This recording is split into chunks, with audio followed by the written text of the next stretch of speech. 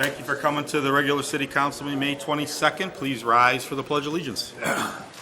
Pledge allegiance to the flag of the United States of America and to the republic for which it stands, one nation, under God, indivisible, with liberty and justice for all.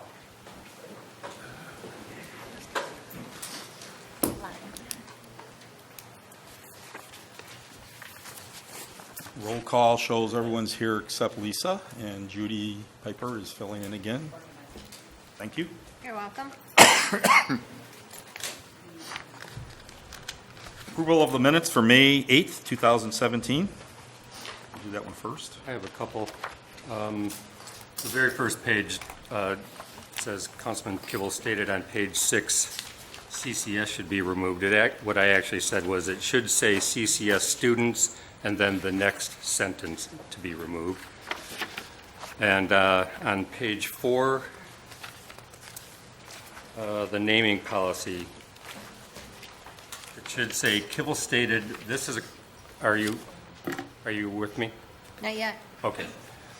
Page 4. Gotcha. Yeah. Kibble stated, this accomplishes exactly what we had been hoping to accomplish. That was the very first line. That's all I had on this. Does anyone else have anything on the minutes? I move the minutes as amended. I'll second. Oh, go ahead, Mike. All in favor? Aye. We also have the special study session for May 10th, 2017. Does anyone have anything on that? I do. I have one thing. On page 9, the motion was not supported by anyone to adjourn. So the very last motion to adjourn, motion by Kurtzwell, supported by, I'm just wondering, do we know who did that? Yeah. Second the motion? Lisa was there. I apologize. I don't know. Okay. I have that one on tape. It's probably me, but Yeah. I think Okay. it was. Yeah, I think it was me. Okay. Thank you. Anybody have anything else? Yes. On page 8, in that middle of that first paragraph, it says, Councilman Kibble stated, we have been spoiled, and it should say, because of our growth, we could maintain the millage.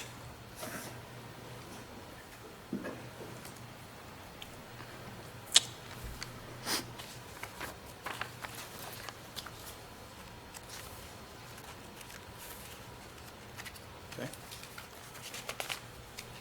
I move the minutes as amended. Second. All in favor? Aye.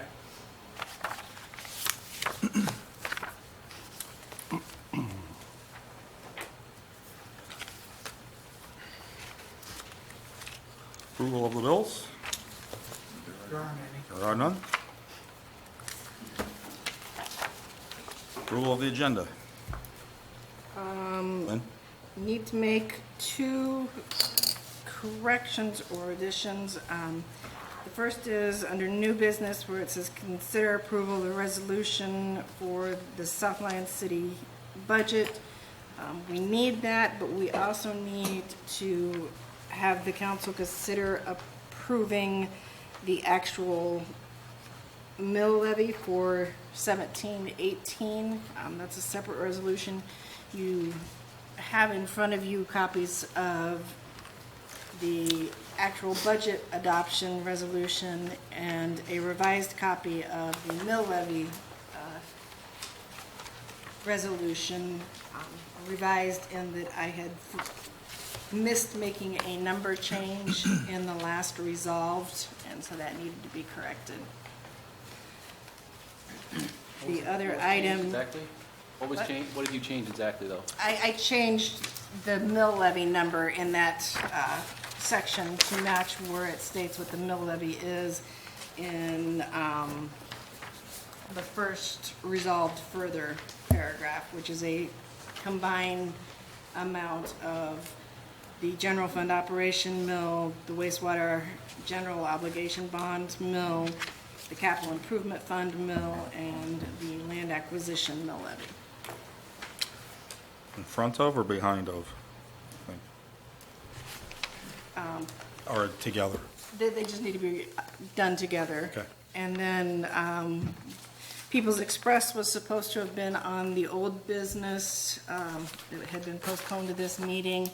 We did not finalize until this afternoon in my conversation the exact terms of the termination agreement. So I'd like to put it back on the agenda to postpone it one more meeting to the June 12th meeting, as we are now ready and have ironed out all of the language.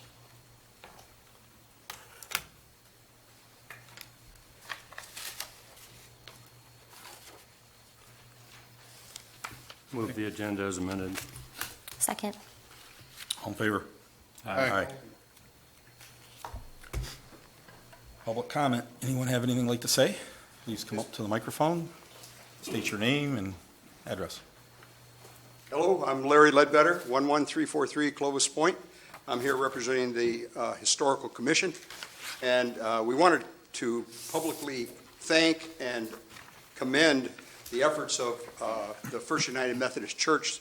Yes, on Sunday, they came out in large numbers, and they did great work over at the museum, painting, cleaning up, raking, spreading bark chips, and it was a really great effort. I estimated about 60 man-hours of work was accomplished, so it was really wonderful.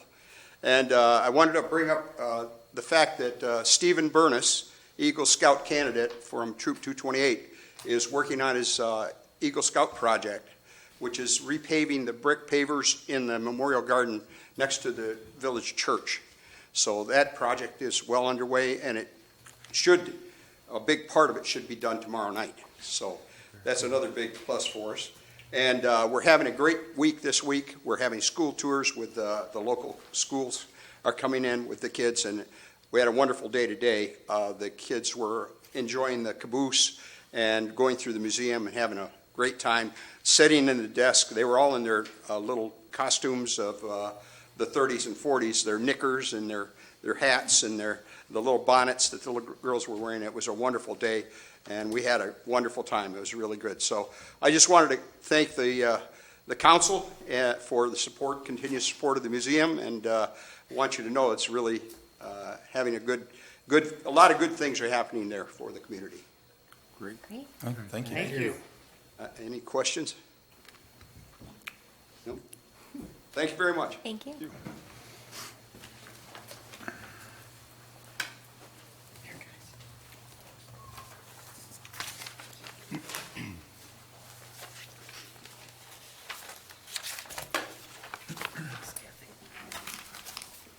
Hi, Kathy Swan, 44 Woodland Place. I'm on the agenda later, but I'm up here now talking about Relay for Life, which is near and dear to my heart.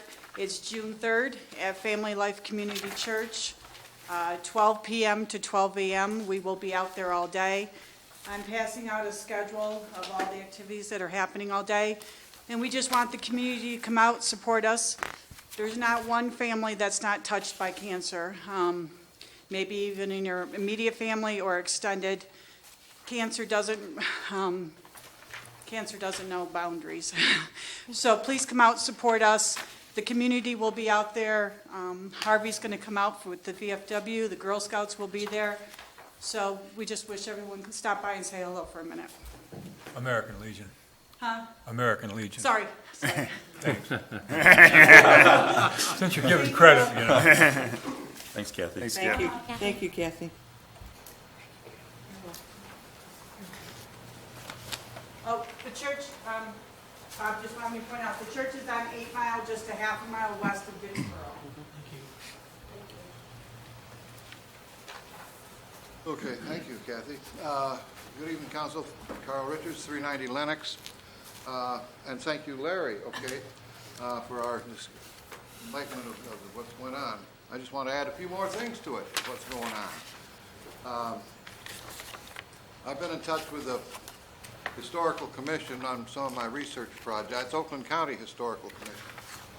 I'd just like to put it in the record that South Lyon is one of 15, the oldest 15 actual cities in the county. Okay, so we got that on the record. There are 61 municipalities, that includes towns, cities, villages, hamlets, in Oakland County, total of 61.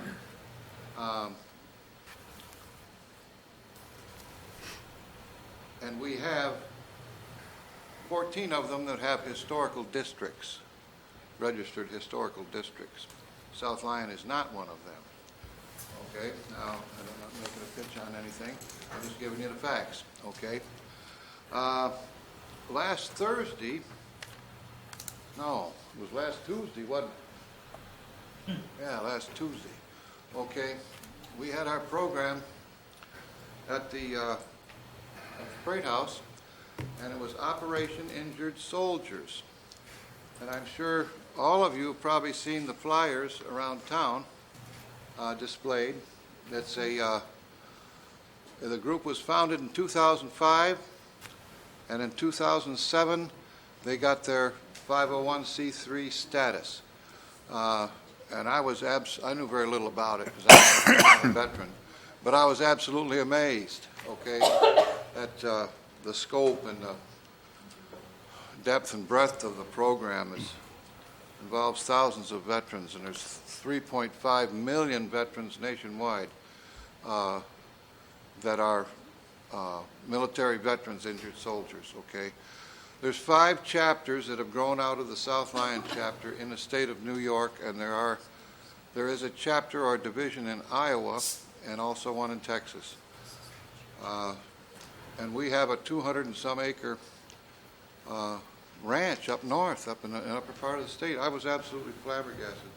Hunting, fishing, scuba diving, skydiving, and skiing, and spectator sports with MSU football is the scope of the main items that they have, providing recreation for the injured veterans. And as more facts become more pertinent, I will speak to this again another time, but I'll move on to the next little topic fast here. Okay, off of the history-related items. In the north end of town, you may have noticed the barriers on North Lafayette. That was an operation by the DTE, a subcontractor. They are replacing, as a matter of normal maintenance, the heavy underground cable that goes under Lafayette Street from the east side to the west side. I stopped and talked to the guys, okay? And I've spent some time, but I won't go into the details. But that's what it's all about. They're replacing the underground cable. Okay. Also, I want to make a traffic report. I'm not a statistician necessarily on traffic, but I frequently spend quite a bit of time at the corner of Wells and Lake Street. And I counted roughly, not with a stopwatch, I didn't use a stopwatch, but I counted 450 cars in a period of an hour on last Thursday. And between 5:30 and 6:30 p.m. And it was nonstop, bumper to bumper. And that's where the street splits into two lanes as it approaches the intersection. I was absolutely just dumbfounded to see that many cars and how it counted up. And I quit counting after 450. So I'm just letting you know there's quite an increase in traffic flow in the center part. And part of this may be due to the 9-mile road project where it's shut off at west of Griswold, detour. May have been a cause and effect thing from that, but I thought it was worth reporting to you anyway. Thank you very much. Thank you, Colonel. Thanks, Carl.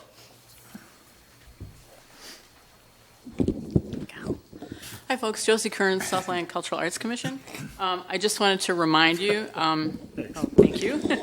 I just wanted to remind you that we're doing the Sustainable Art Show, and I just gave you postcards done by the fabulous Ken Mihalik, and this is the poster, which is glossy and which is done, and it's going to be up everywhere. He did a really good job. It's very cool. But part of that sound art thing is that we want the community and we want people to come and record their stories. We're going to have a booth set up where you have stories that you want to tell. And I'd like to challenge each of the city council and the mayor to do the same. I got calls this week from Debbie Stabeno's office and Congressman Trott's office because they want to do it and be part of the archive. It's going to be archived with the Salem South Lyon Public Library, so it's a very cool thing. We're going to have 7 keywords so you can pull and it can be searchable. So it's starting to get to be a big kind of cool thing. So the show runs June 12th to June 30th, and you can come in and put headphones on and hear from published authors or anyone, and then you can add your own story and stuff, and that'll all be archived. So that's coming up. The opening is the 23rd of June. And we're also going to have Dr. Larry Goldstein talk about his own poetry and high school students writing and publishing June 30th from 7 to 8, and the opening 7 to 9, June 23rd. So, any questions? Just here making you think about it. Cool. Thank you. Thank you. Thank you.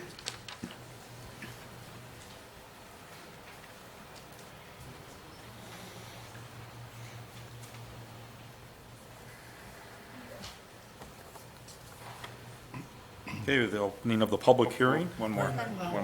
Oh, you snuck Sorry. up on me. My name is Kim Robbins. My address is 1142 Surrey Lane. I live in Carriage Trace. We have about 200 homes in their subdivision. We're a very active subdivision, and once I was notified that the potential for our taxes to increase was being talked about tonight, I wanted to come and talk to you. I had to make little notes on my phone, so pardon me for looking down. I'm out. If she's talking about anything having to do with the budget, that needs to Wait come till- under the budget public hearing. So, It is all about the budget. So we'll do it, we're going next to item. open up Which is for a next. public Yeah, hearing. right You there. can stay right there. Okay. Process. So we're going to open up the public hearing, budget 2017, 2018. Now I can go? Yeah. This is all new to me. I go to the school board meetings and it's entirely different. Okay, I have a couple questions. Why isn't a tax increase a citywide vote, or at least publicized more significantly than this was? Where was the protocol to prevent us from getting here, and what processes are in place to prevent this from happening again? Why are we giving raises to anyone when we are in such a financial crisis? And the city of Novi, depending on which school district, I know there's 2 different school districts, is potentially 5 to 10 mills lower than we are. Brighton is lower, and we are even higher than Northville. Raising the taxes will certainly cause home sales to slow when nearby communities are lower, and it may even potentially lower the home values, which will then create a cyclical effect and cause more tax troubles for our city. I'm urging you to vote no until the residents are more informed and we can look at line item budgets. Thank you.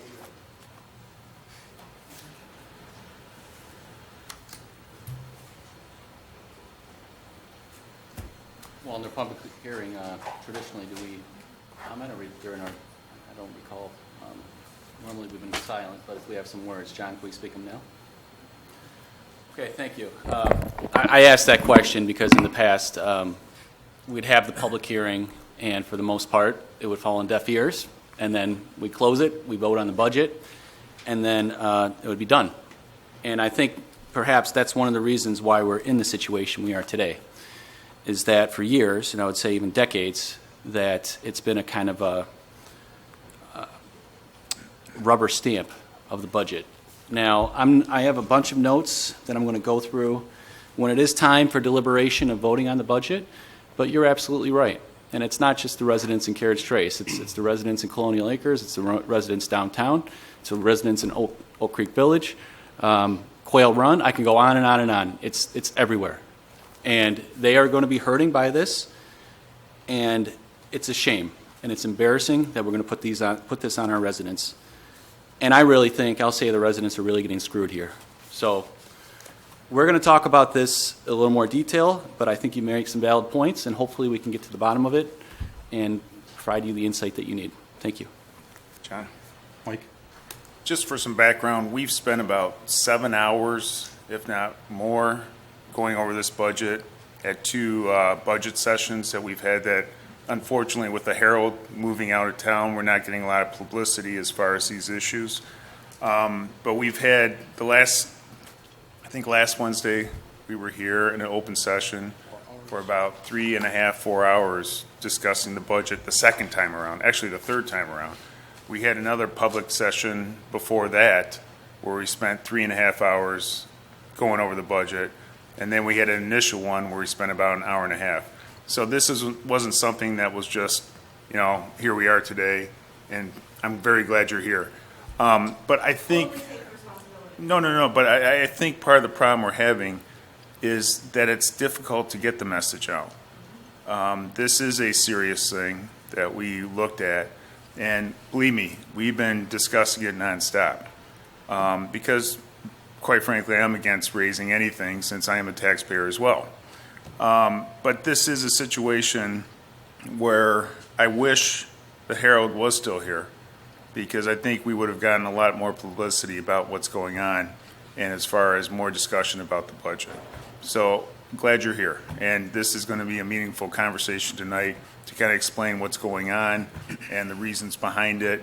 Believe me, there's a lot of other things we did cut that I'm sure some parents have some issues with, especially about the school resource officer that's now at South Lyon East, but it's not in our budget for South Lyon High School for one reason, the budget. So there were a lot of things that we looked at, and there's a lot of things that are going to come out tonight. So really appreciate you being here. Maggie? I'm going to address your concern, how did we get here? Because I think it's important for the public to understand how the city got here.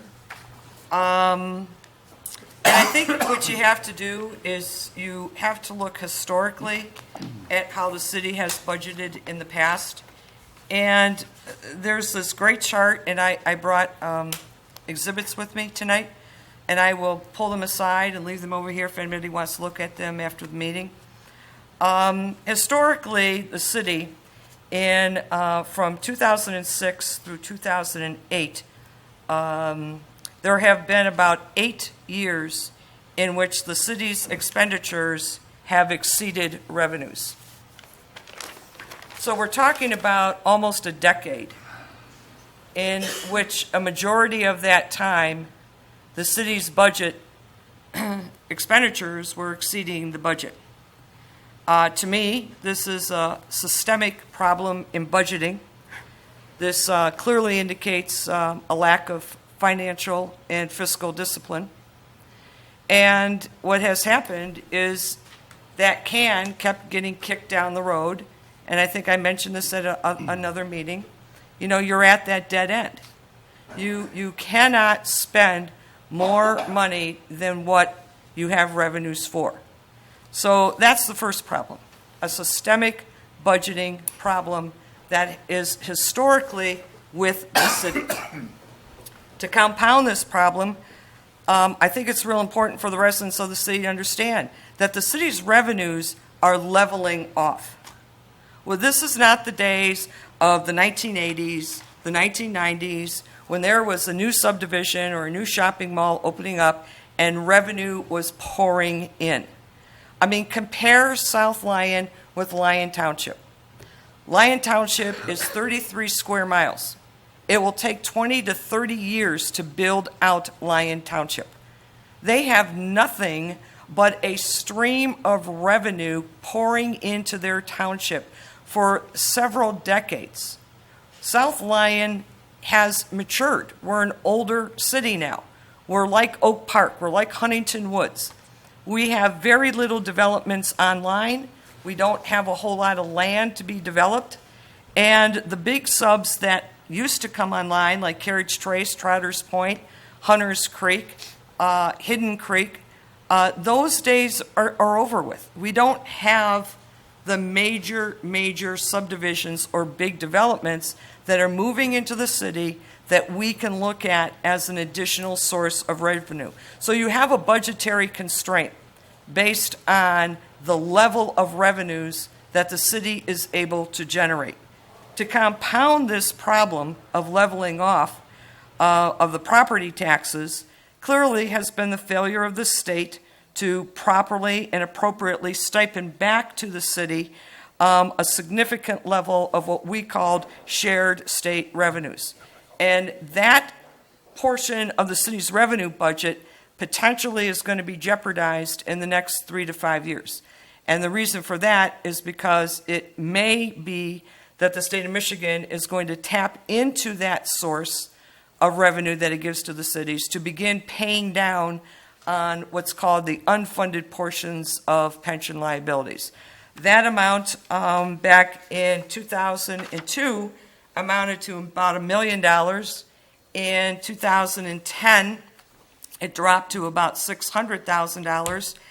And in 2016, it was roughly about $900,000. So we have seen a decline in a very substantial component in the city's revenue budget, and I just don't know if that amount is going to be available in the years to come. South Lyon, like I said, is mostly built out, and there's not much we can do about that. To compound the budgeting issue that I find to be systemic is that we now have a very large component of our budget is going to wages and benefits. And I think we have incredibly dedicated employees. I think we have incredibly dedicated department heads, but we do have a problem. And the problem clearly is beginning to surface in the benefits that the city has graciously provided its employees over many, many years. Just to give you an example, that the police department alone in 2018 is expected to reach a benefit cost of $875,000, close to $900,000 in just benefits alone.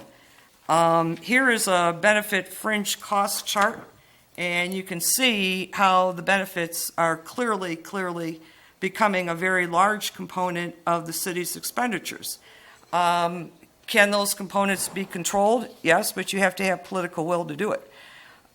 So roughly out of this year's budget, we have about $5.9 million in expenditures. About $3.8 million is in wages and in benefits. So that roughly leaves about $2.1 million for all the other expenditures that we need to do in the city. And quite frankly, there's very little left in this budget to do anything but, quite frankly, to pay the bills. I mean, that's all this budget does is pay bills. That's my opinion.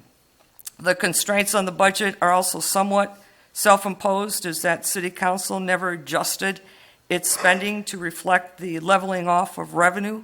I found this to be a fairly systemic problem. It was pretty clear what was happening to property revenues. There was a period in which the city did engage in some austerity. That was during the Great Recession, but the austerity seems to have lifted a little bit, and we are back again spending a little bit, and you can see where those levels are rising. Next, we have an issue with the fund balance. It has been a depleting fund. That is a savings account. It's a rainy day account that the city should be putting aside and saving for financial strength in order to sustain periods of economic downturn. The fund balance has gone from a high of $3.5 million in 2013-14, and today it is roughly about $1.6 million. So one of the issues in why that fund balance was depleted is a difference of opinion with respect to financing. We paid $500,000 for a fire truck in cash, and I think most people in finance sort of subscribe to the OPM theory, other people's money. I think that's a purchase that I clearly would have gone out into the market and financed rather than cash it out of the budget, but the decision's made. So the fund balance as it exists today is not sufficient to pay 1 year of salary or benefits for the police department. That's how low the fund balance is. Now, you have ideological differences as to what is the appropriate level for the fund balance. I don't know. I don't think that 1.6 is sufficient, but you may have others on council that feel that it is. To add more salt to the revenue wound, the city granted its third or fourth, I don't know what it is, largest taxpayer a tax abatement for 12 years. So at a time when this tax abatement was granted, the city had, when you look at the charts, it had declining revenue. So this council approved a tax abatement, which basically siphoned off even more revenue from the city's coffers, and that's for at least over a decade. We're only 4 years into that tax abatement. So let me just sort of compare a little bit what Lyon Township does. And I have not spoken to anyone in Lyon Township. I have just observed through their minutes, and I have looked at their documents online. But generally what happens with a tax abatement is that tax abatements are given to provide an incentive for a business to come into a community. That's why you provide the tax abatement. Novi uses tax abatements tremendously. And the reason that you use it to entice the business to come into the community is because that business is not in the revenue stream at that point.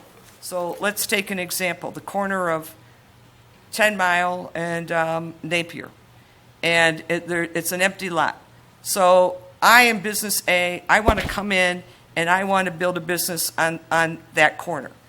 Well, as far as Lyon Township is concerned, I'm not on the revenue rolls yet. So what do they care if they grant a tax abatement? Well, they're going to look at, am I bringing jobs? Am I going to bring people into the community that are going to buy homes?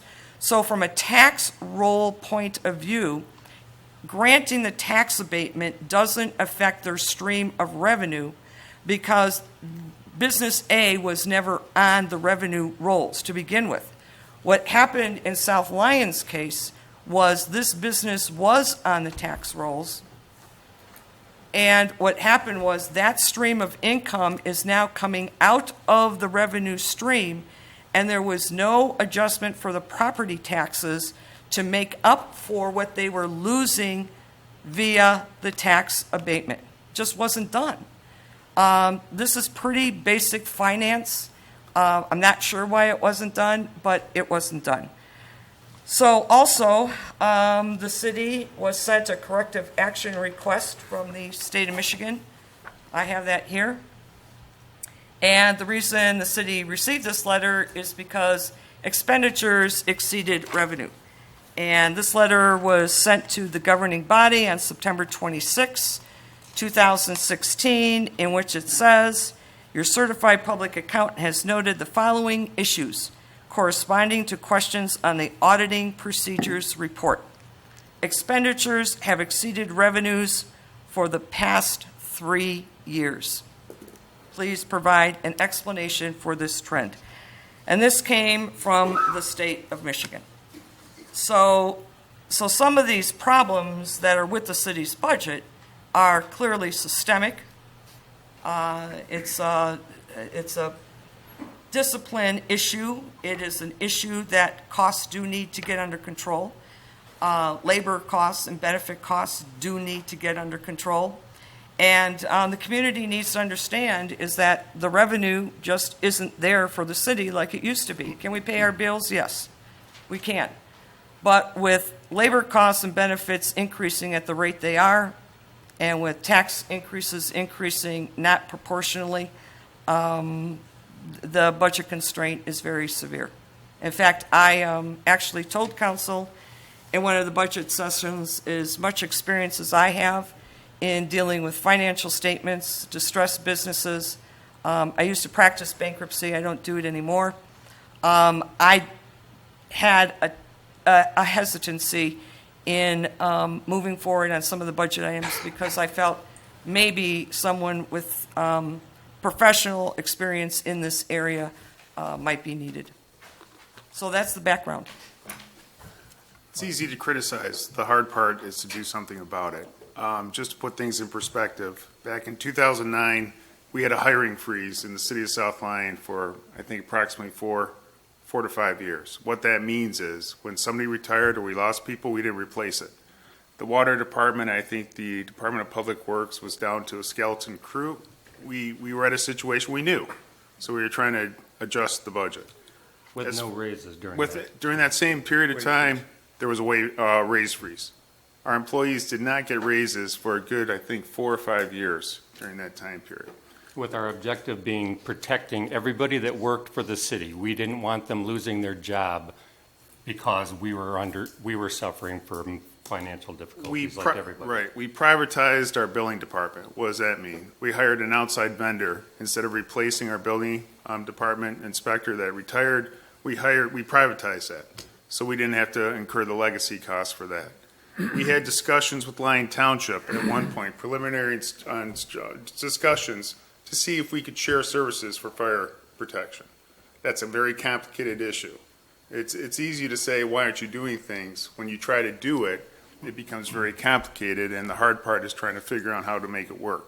So we are looking at combining services. We had a fund budget, or fund balance during the recession of over $3 million. We kept it. Why? Because we were concerned about the recession, knowing that we didn't want to spend our fund balance, but we had departments that were seriously understaffed. We now today are fully staffed. We took a risk. You didn't take a risk. I've lived in this city since 1998. Last year we decided, hey, we're going to focus on that downtown. We hired Bob Donahue, who's doing a fantastic job bringing businesses into the city of South Lyon. We incurred that cost because we wanted to see a benefit, and we are seeing a benefit from hiring Bob Donahue. There are things we're trying to do. It's not all doom and gloom. We are still a city. We are still providing services to the residents of the city. And believe me, this is not something that we took lightly when we were looking at this budget. The last thing I think everybody on this council wants to do is raise taxes. Last thing. Believe me, I live in one of the higher paying taxes in this city. I don't want to see my tax rates go up. But then we spent 7 hours looking at this budget. We decided to put things in this budget to help the downtown. We decided to put things in this budget that will improve the look of the city when people come into South Lyon. Granted, we have a lot of things to do, but this is not a situation where it's doom and gloom. We're glad you're here. We want to hear from you all about this budget. I just wish there was a lot more publicity about it so that you would have been informed and better educated so that we can sit there and have conversations about what really is in this budget and what's not. John, do you want to go next? Can I, Yep. can I just ask, when things were going really well, when all these subdivisions were being built and coming into South Lyon, what did we do? We're making progress on the city in that now, but it doesn't seem like a lot evolved when things were really good. Mayor, I need names. Oh, I'm sorry. Judy Keeling, 62180 Arlington Circle, that's Colonial Acres. I'm just curious. I'm just curious about what we accomplished when we did have money. And there's also, from being at meetings, another great big fund that we have to pay that we're behind in, and I'm sorry I can't quote what that fund is. Pension? $5 million. Yeah, pension. and I'm curious about that. How are we gonna accomplish that? This budget doesn't accomplish that. Budget doesn't deal with it. It's a contingent liability. One of the big purchases when times were good, we bought Volunteer Park. Right, 125 acres of parkland, 5 more acres over at McCaddy Park. You know, So some we of the spent playground equipment. Some of the money that was generated during the good times, we used for the buying parkland for the city. We're still paying on the bond for Volunteer Park, and I believe that bond payment is up in 2 years? I'm not sure. Volunteer Park is in 2 years. 2020? So yeah, some of that money did go to buying a parkland for the city. $1 million aerial fire truck. I mean, you know, there's just regular stuff that we have to go. We still have to take care of regular business too, so. Right. Excuse me. I'm just curious. I'm not accusing anybody. I'm just curious of how this all evolved. Thank you. One thing about the Maggie alludes to it pretty good. Around it is it's growing so fast. They can't build the houses fast enough for the people that are coming. The traffic is filtering into our downtown, and unfortunately, we have roads. Most of our roads are paved north and south, east and west. The townships aren't. So anything shutting down 8 Mile, 9 Mile is all coming into the downtown.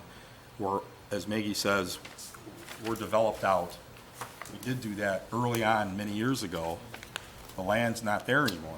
And so our only hope is to redevelop what we have, because the expenditures, just like ours at home, like I sure as heck don't want to raise taxes either, but our taxes at home go up.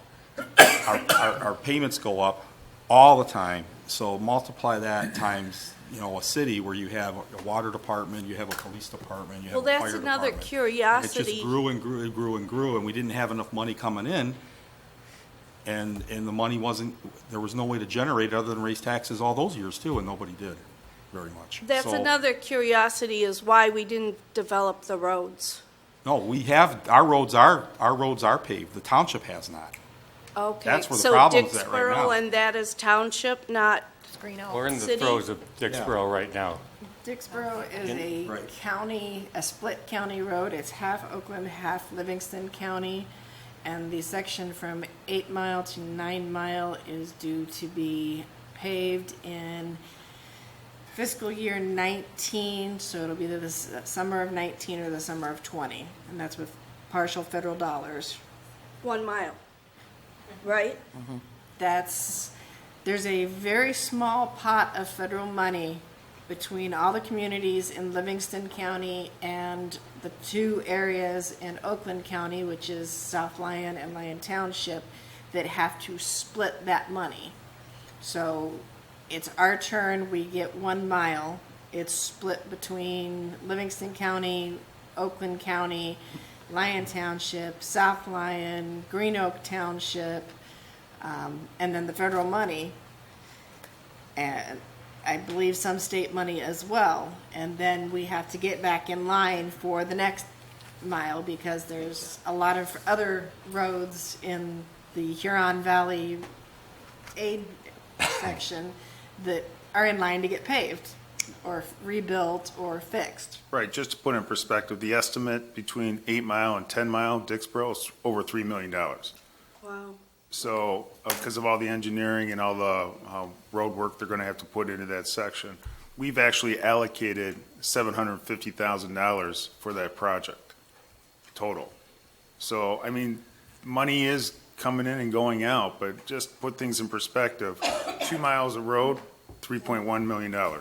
Okay, thank you. You're welcome. I just wanted to get some clarity.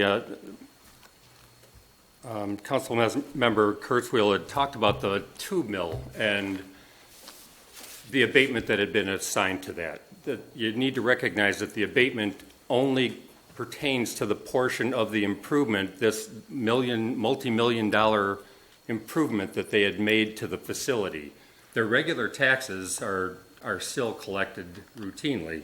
So it's sort of misleading to believe that that we're not getting anything from the tube mill. We're just not getting the additional monies that we could have generated by what the improvements of, I forgot what these processes that they were building this stuff for were, but it was the added benefit of it was they used to be able to, they would do their process to the materials, then send it someplace else to heat treat it, and then bring it back and further process this material. This new improvement gave them the ability to heat treat in-house, so we got the benefit of the additional work taking place locally, as well as there were that many fewer trucks going back and forth in the community. So that was quite a benefit to us. And additionally, there's been an awful lot of Facebook traffic generated as a process in this whole thing, and some of the comments about everybody's taxes are continuing to escalate. What are we getting for our escalating taxes?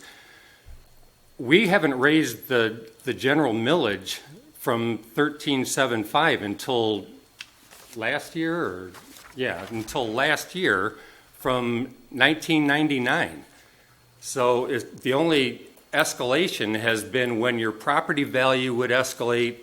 It's a function, a formulaic thing. So whatever the mills are assigned, multiplied by half the value of your house or the taxable value, that's what you end up paying. So if your house value or raised in value, then your tax was going to be higher, but it wasn't a function of us raising our taxes.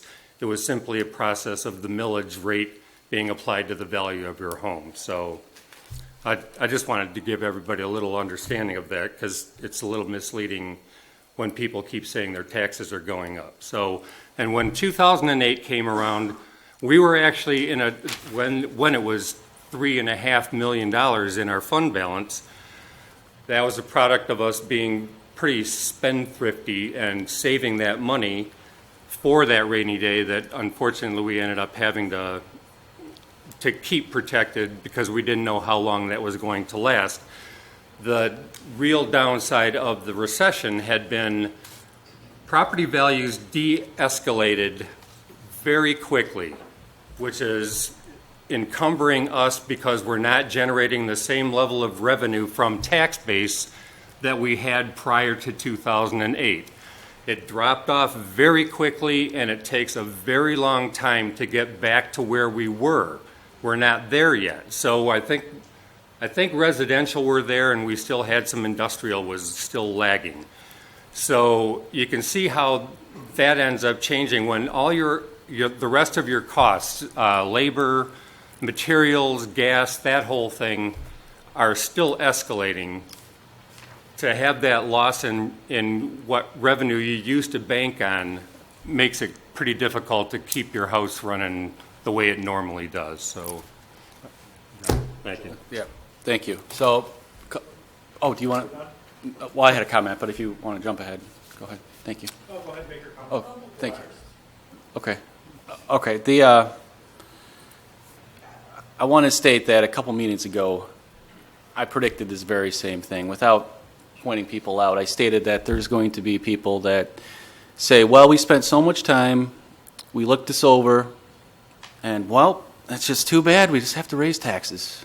And, yes. Then we're going to say, well, we made some cuts. We made some hard cuts. We did a really good job, made some hard sacrifices and cuts. But the bottom line is, you look at how much we're paying. You can cut it any way you want, and we're still paying a 1.4 mil tax increase.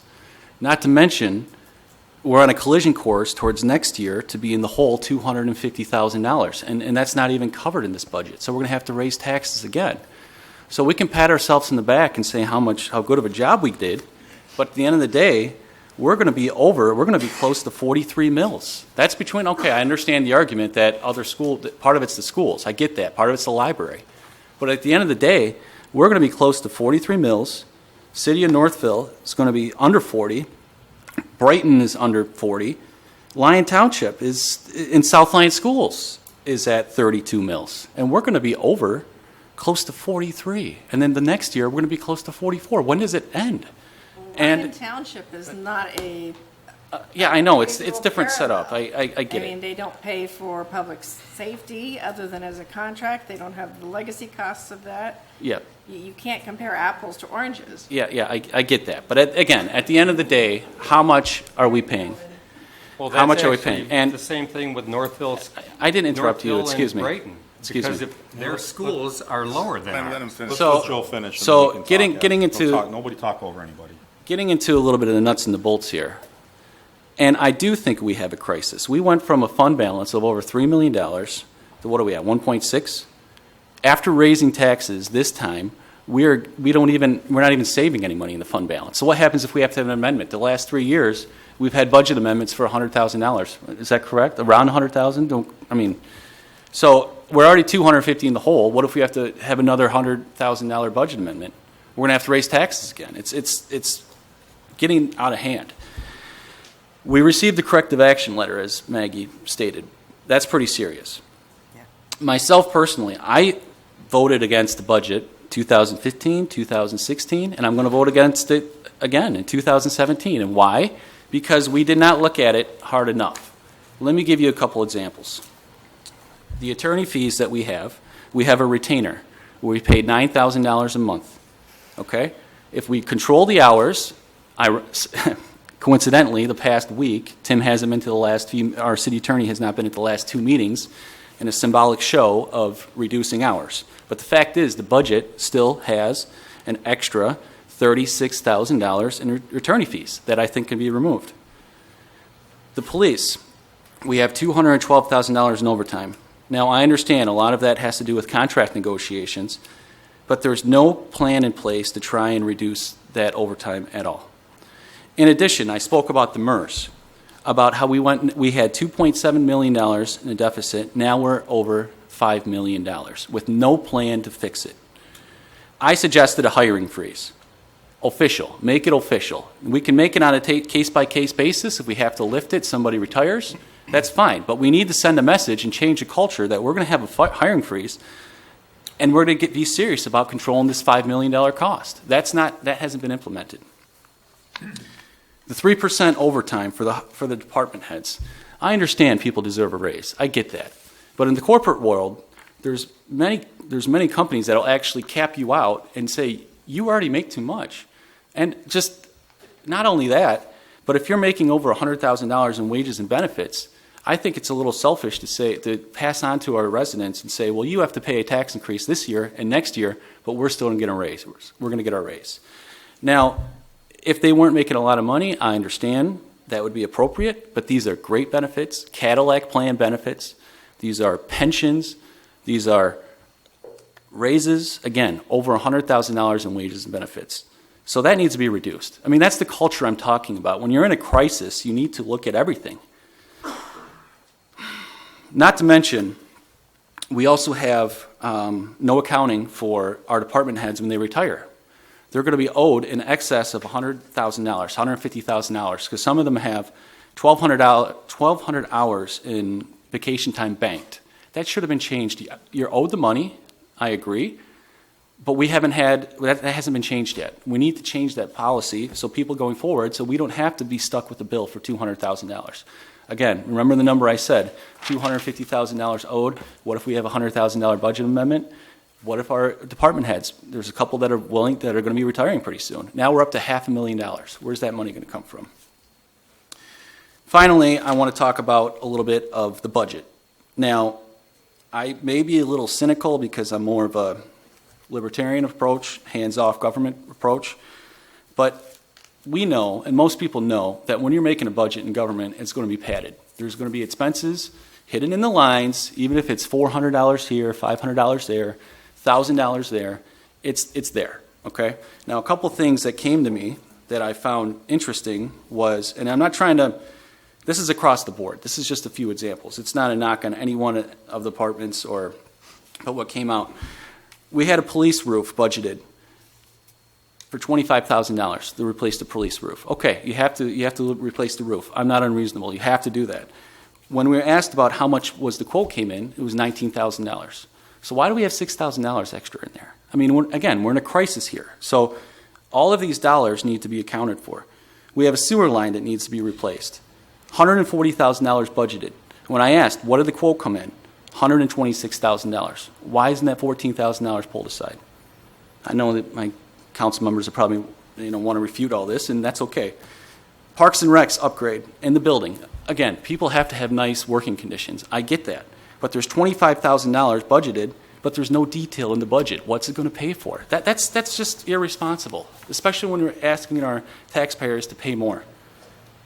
Cemetery fund, we reviewed it, and we adjusted $4,000. We took $4,000 out. But why was it padded in the first place with $4,000? I mean, again, you can go through each line and say, well, it's because of this, it's because of this, it's because of this, and try to refute me. But the bottom line is, when you go through the budget, it's padded everywhere.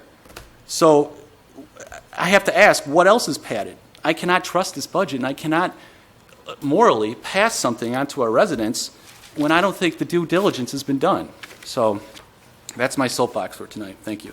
I mean, I'd like to hear from you. I know you wanted to speak. Yes, and I apologize for, yep.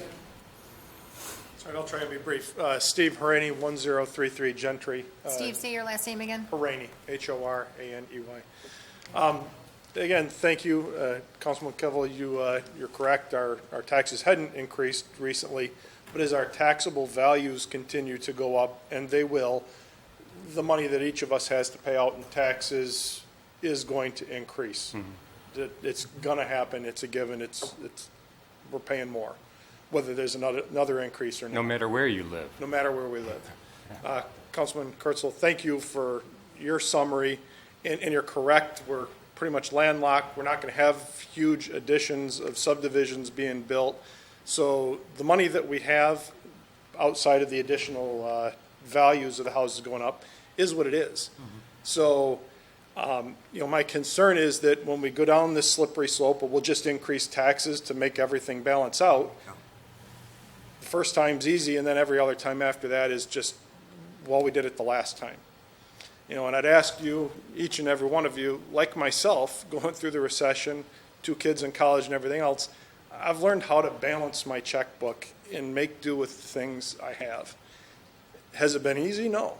I've had to go without some vacations, go without some other things, but I don't have the ability to just keep going in debt, and I couldn't just arbitrarily raise my salary. And I'd ask each and every one of you as our elected representatives, find a way to work within the money that we have, make the budget work, and I'd ask you not to just pass on that to each and every one of us as residents and taxpayers. We look to make the hard decisions and do what we have to do personally in our own checkbooks. That's all I have. I think one thing, that's very good comments, but we're all in the same, I don't know how to put this. Mike said we spent about 7 hours studying this budget, but it's way more than that, because that was 7.5, 8 hours of sitting together and going and getting a root canal, pretty much. I mean, imagine doing your books at home like that 3 weeks in a row, 7 hours, 7, 8 hours, and then going home and studying it and reading it and studying it and reading it. Obviously, Maggie Kurtzwell did a lot of research, which was good to pass on to you guys. It doesn't take anybody to figure out that we have a big issue with growth in this town, where it's kind of misconception a little bit. I had a conversation with someone in my office in Southfield today and last week.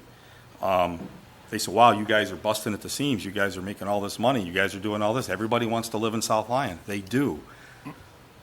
The city of South Lyon is not itself really growing. We're stuck in the middle with an island with a big amount of property around us that is growing out of their gourd. Part of the reason why they haven't had to raise taxes and do anything over there is because of that reason.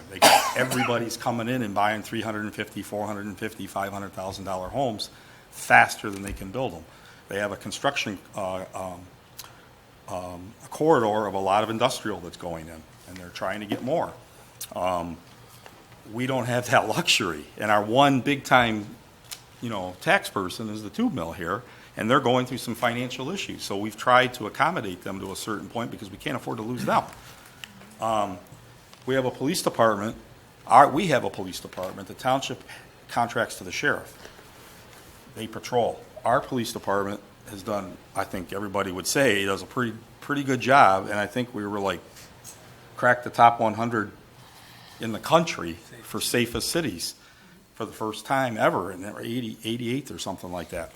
Our fire department is all volunteer pretty much, and put their legs on the line for all of us at any given moment, and I would trust any of them for that. And our chief has talked to us earlier on in the year, knowing that we have these high costs with all these services, that we have to possibly look at something in the future because we don't have a way to put more money in without raising some kind of taxes. And this council chose kind of not to do that very much during a time that was becoming prosperous and becoming a little better. Joe, you were on the council. I don't know whether you voted for him or not. I didn't go back and look. I voted against the budgets, yes. But you were part of it for the many years as these other guys were.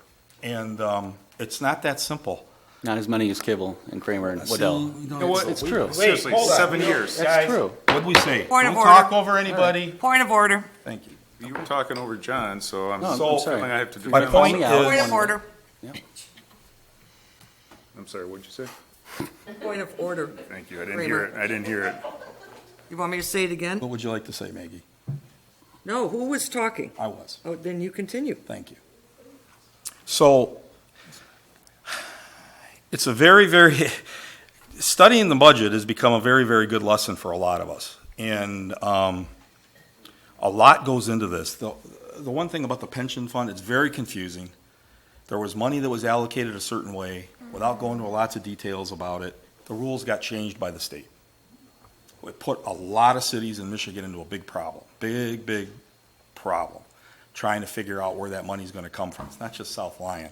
There's communities out there that dwarf millions of dollars how much they have to pay out now, and they have no idea how they're going to do it. That isn't something that we made a mistake. That's something that rug got pulled out from underneath us, and all of a sudden we were left holding the bag trying to figure out how to fund it. And and not many communities know what to do. We're not unique to that. As for raising taxes, heck no, I don't want to raise taxes. I'm lucky. I'm one of the few that we bought our home 25, 26, 27 years ago, and we're lucky enough that they decided to not raise people's taxes very much when we did that. Well, that's hurt the cities. It's been hurting the cities all over the country, or at least Michigan. And nobody in the downtown, very few, are choosing to move. We like it. And not only because we like it where we live, but we also don't want to move a mile down the road and pay $6,000, $7,000 a year in taxes either. So that's compounding the problem. The minute a home goes up for sale, people are wanting to buy the house, but it's the township that's growing like crazy, and there's a little bit of a misconception about, is it us, or is the city of South Lyon, or is it Lyon Township part of South Lyon? A lot of people don't understand that. I work out in a gym that most of the people in there will ask me questions all the time. They're always asking me about things that are going on in the township, like new developments and new subdivisions that I wish we had some say on, but we don't, because it's in the township. And, I wish they would be fixing their roads more down there and helping us out in the city, because it's a big pipe that's filtering down to a very small pipe coming through our downtown, and it's putting stress, lots of stress. And with the schools as good as they are, I think East just got rated as 22 in the state, South Lyon East. It's not going to stop. So we looked at this budget, and yes, we did not agree on a lot of things, but there's not a whole lot of places to nip and tuck at it. As Maggie was saying, we're pretty much just paying our bills, and there's a few dollars left over to try to get some development into our downtown, to pay for our managers that are running these departments.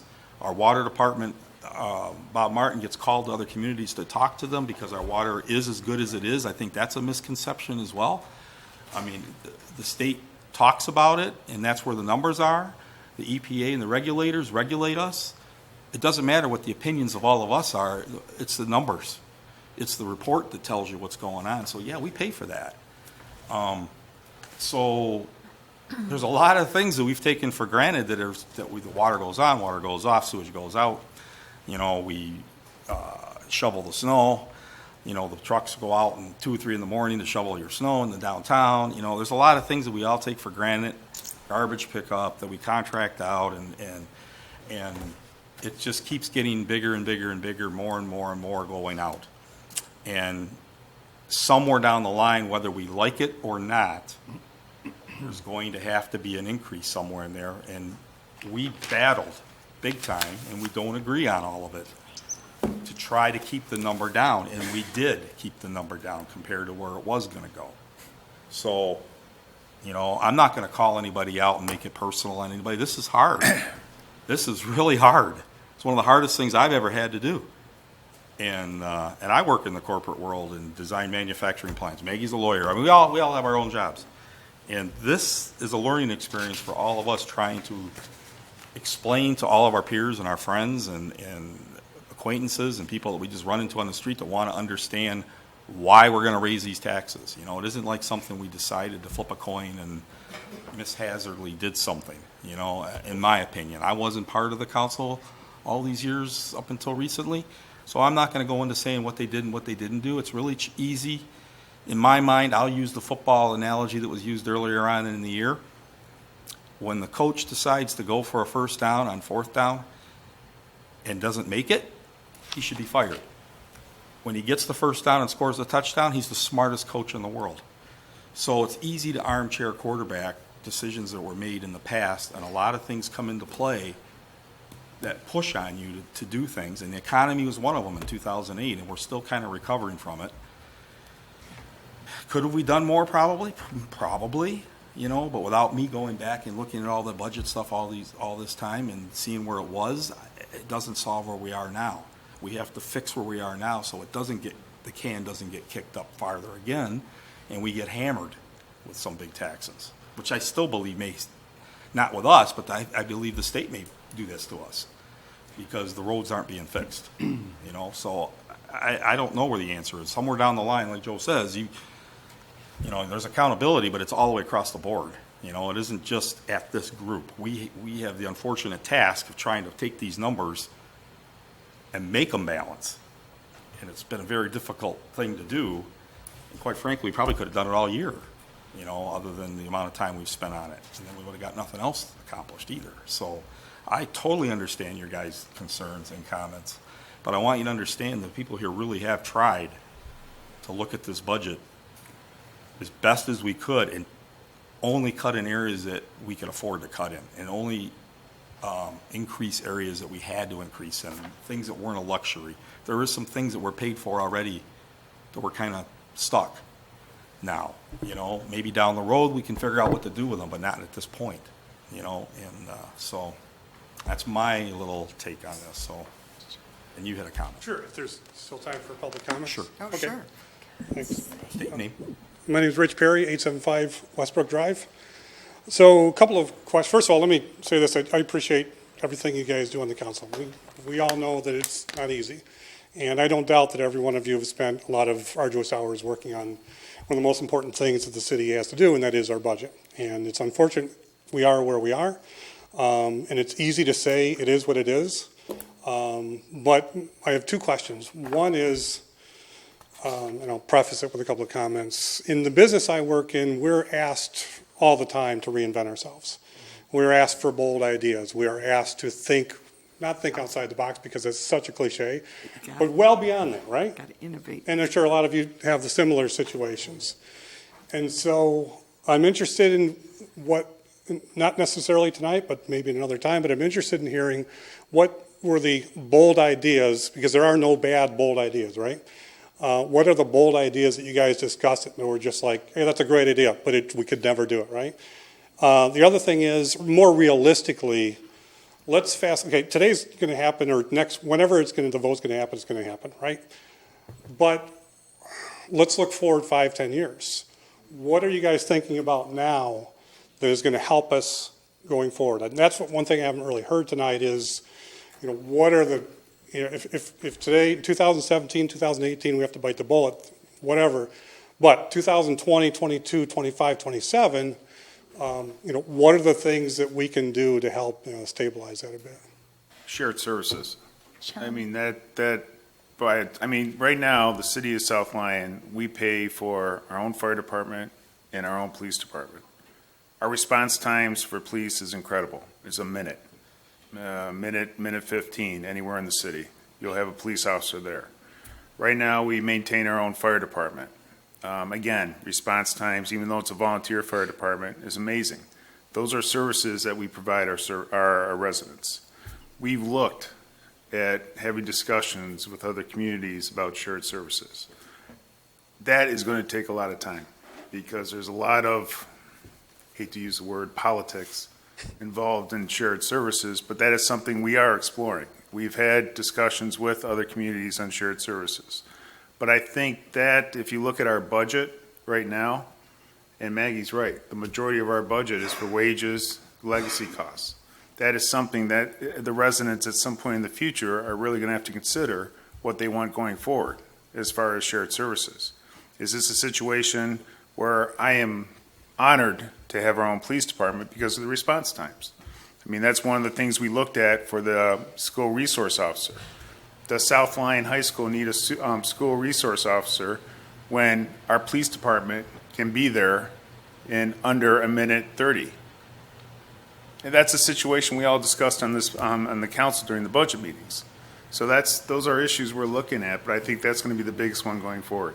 Okay. There's a lot of others. I mean, there's a lot of long-term things that I think that most of us kind of felt that we needed to, the discussion tonight principally needed to be about where we are right now and why we're having such a difficult time trying to make what we have fulfill what our financial obligations are.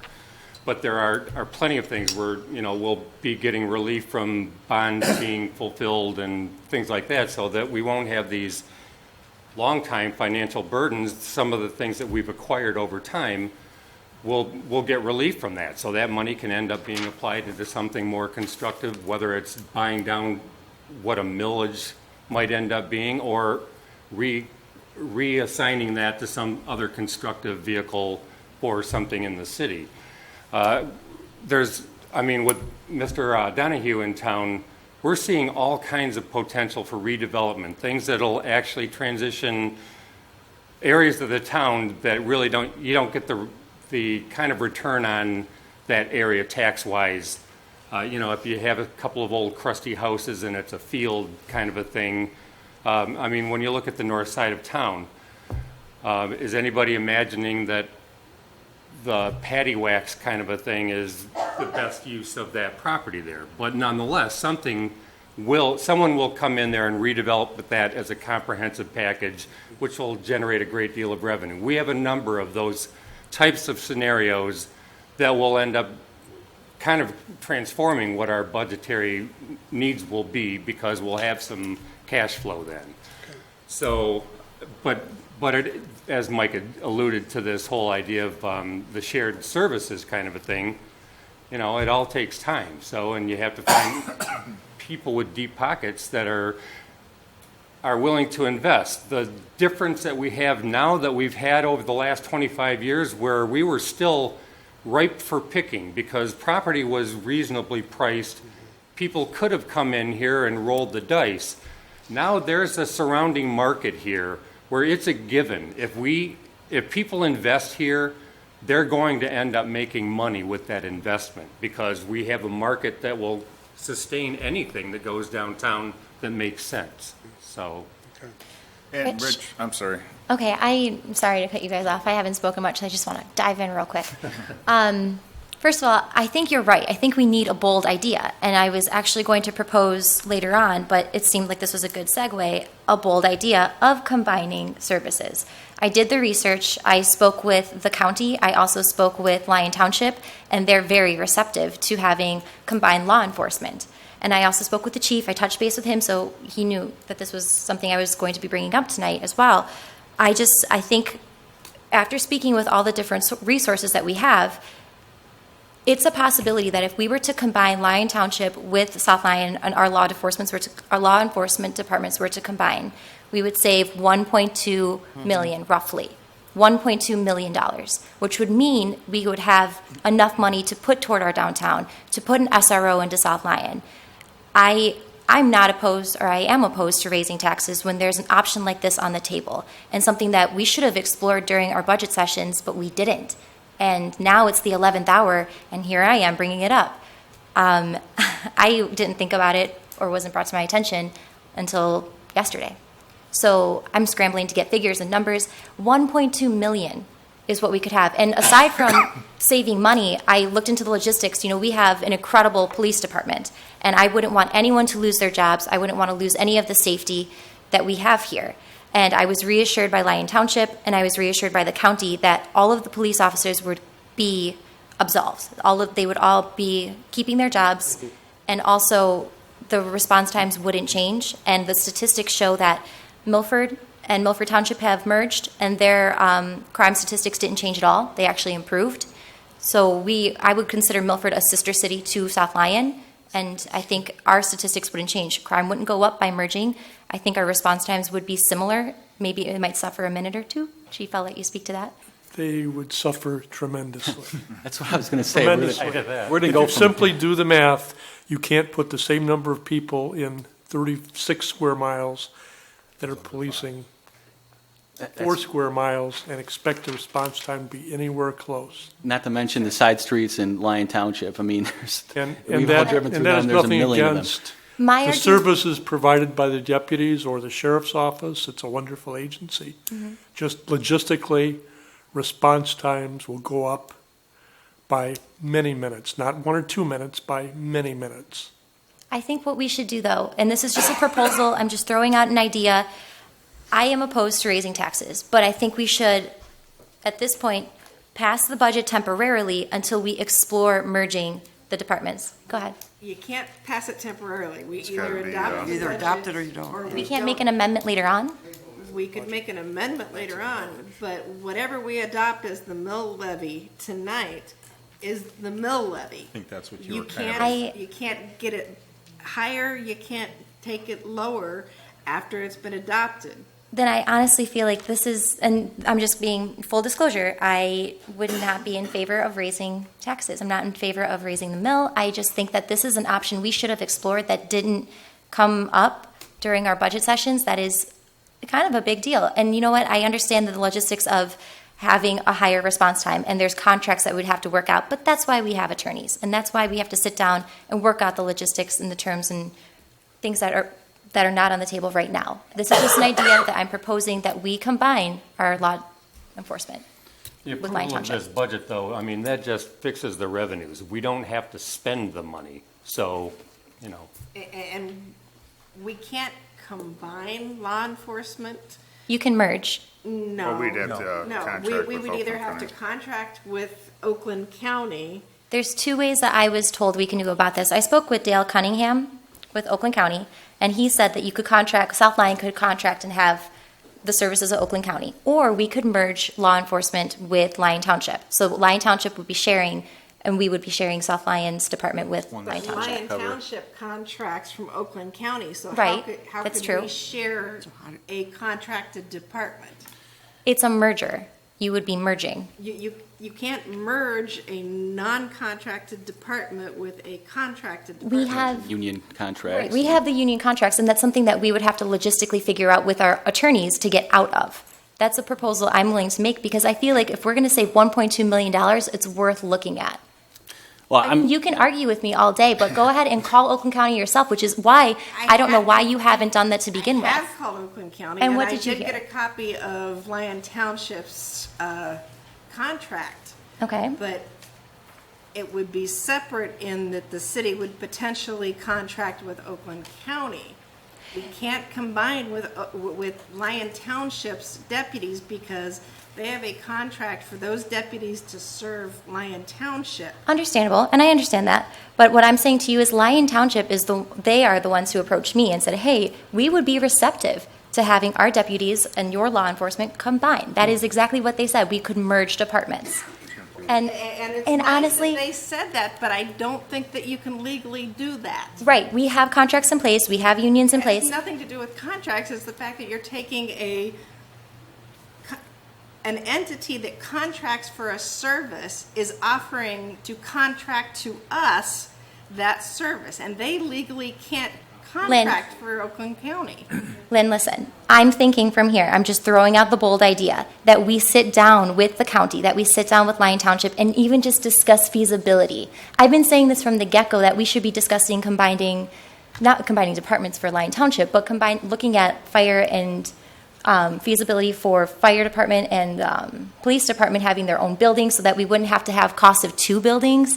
I've talked about this from the get-go, and it's falling on deaf ears. So if this was on deaf ears, I'm all for all of these ideas. right, but if this was something that you knew about, then you should have probably brought that forward during the workshop. If you had discussions and you had the contract, you probably should have brought that forward. I didn't have it fully worked out to where it was a feasible option for the city.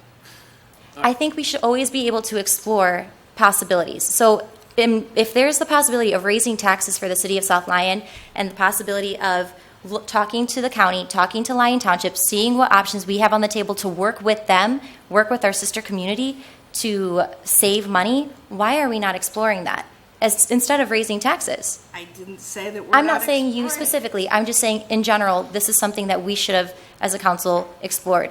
And I'm encompassing you in that as well. Rich, oh, go ahead. If I could, what are the residents getting out of this tax increase? They're getting the same service. They're getting nothing, okay? And then they're going to get another one next year. I think that's a bad case. Okay, well, people agree with me. Let me speak. So what are they getting out of it? I wouldn't say they're getting anything other than a higher tax bill, okay? So that's one of the best things we have going for our city, outside of paying highest taxes, which I gave you the comparables in the whole area, is that we're one of the safest cities. So to jeopardize that by exploring some pipe dreams, I mean, if I'm going to pay high taxes, I at least want a safe city. I don't want to go from 2-minute response time up to 8, 9, 10 minutes. I mean, You're exaggerating. Well, Did you do the research? I do this in my job all the time. I don't think exploring it costs anything other than time. Exactly. no, it's worth exploring, but let's be realistic here. And let's look at the systematic problems, and that is, I think we need to be a little more diligent when we're reviewing this budget. I mentioned where it was padded. And, sorry, go ahead, Mike. John, or Rich, we as a council decided last year, and if you look at our agenda, on every agenda, there's a downtown discussion. Last year, we decided as a council to invest in our downtown. We hired Bob Donahue to get, and in fact, we had a discussion with Bob, and at this meeting today, he brought with him today Economic Development and DDA Director Return on Investment. We have this. We decided last year as a council to invest on downtown South Lyon. What does that mean? We're trying to attract businesses into downtown. We are investing, part of this budget is for the downtown. And that's why I wish it was on the website so people could see it and actually go through it and see what we're trying to do. That is one of the reasons some of this in the budget, I mean, we're looking at giving building owners a break so that they can improve the appearance of their buildings. It's not a lot of money, but it's something to get downtown to look nice. Been here since 1998. I'm fixated, and so is this council, on downtown South Lyon. We are at the pinnacle of what's happening with Lyon Township. Lyon Township would kill, no offense to my friends in Lyon Township, to have a downtown area like we have. We have a lot of residential communities going up around South Lyon. It would be great to bring those people to our city. So this council decided last year we are going to invest money into improving our downtown. It's calculated, but we're hoping to get a return on our investment, and that's why Bob Donahue gives us this, to show what our return of the investment has been. We want to see our downtown improve. As far as, what I said earlier, shared services, Rich, that's what it is. Cool. I mean, our residents have to decide at some point, do you want to pay what you're paying for a police department? Do you want to pay what you're paying for a fire department? That's what it comes down to. These are discussions that we may not have tonight, but these are discussions that we're going to have in 2025, 2030. We are a captured tax base in the city of South Lyon. If we do not bring in new businesses to offset our residential taxes, most of our taxes in the city comes from residential properties. Over 70% of our tax base is from residential properties. We need to attract more businesses into the city so we can get that tax base. Okay. And that's what we're investing in. One last comment. As you guys know, I work on the Cable Commission, and we're considering a program called Why Did the City Do What They Did? And would you guys be interested, this is half a joke, but would you guys be interested in speaking on camera about, once this is all said and done, regardless of which way it goes, speaking to why we did what we did? Sure. Because that is a direct conduit to our residents.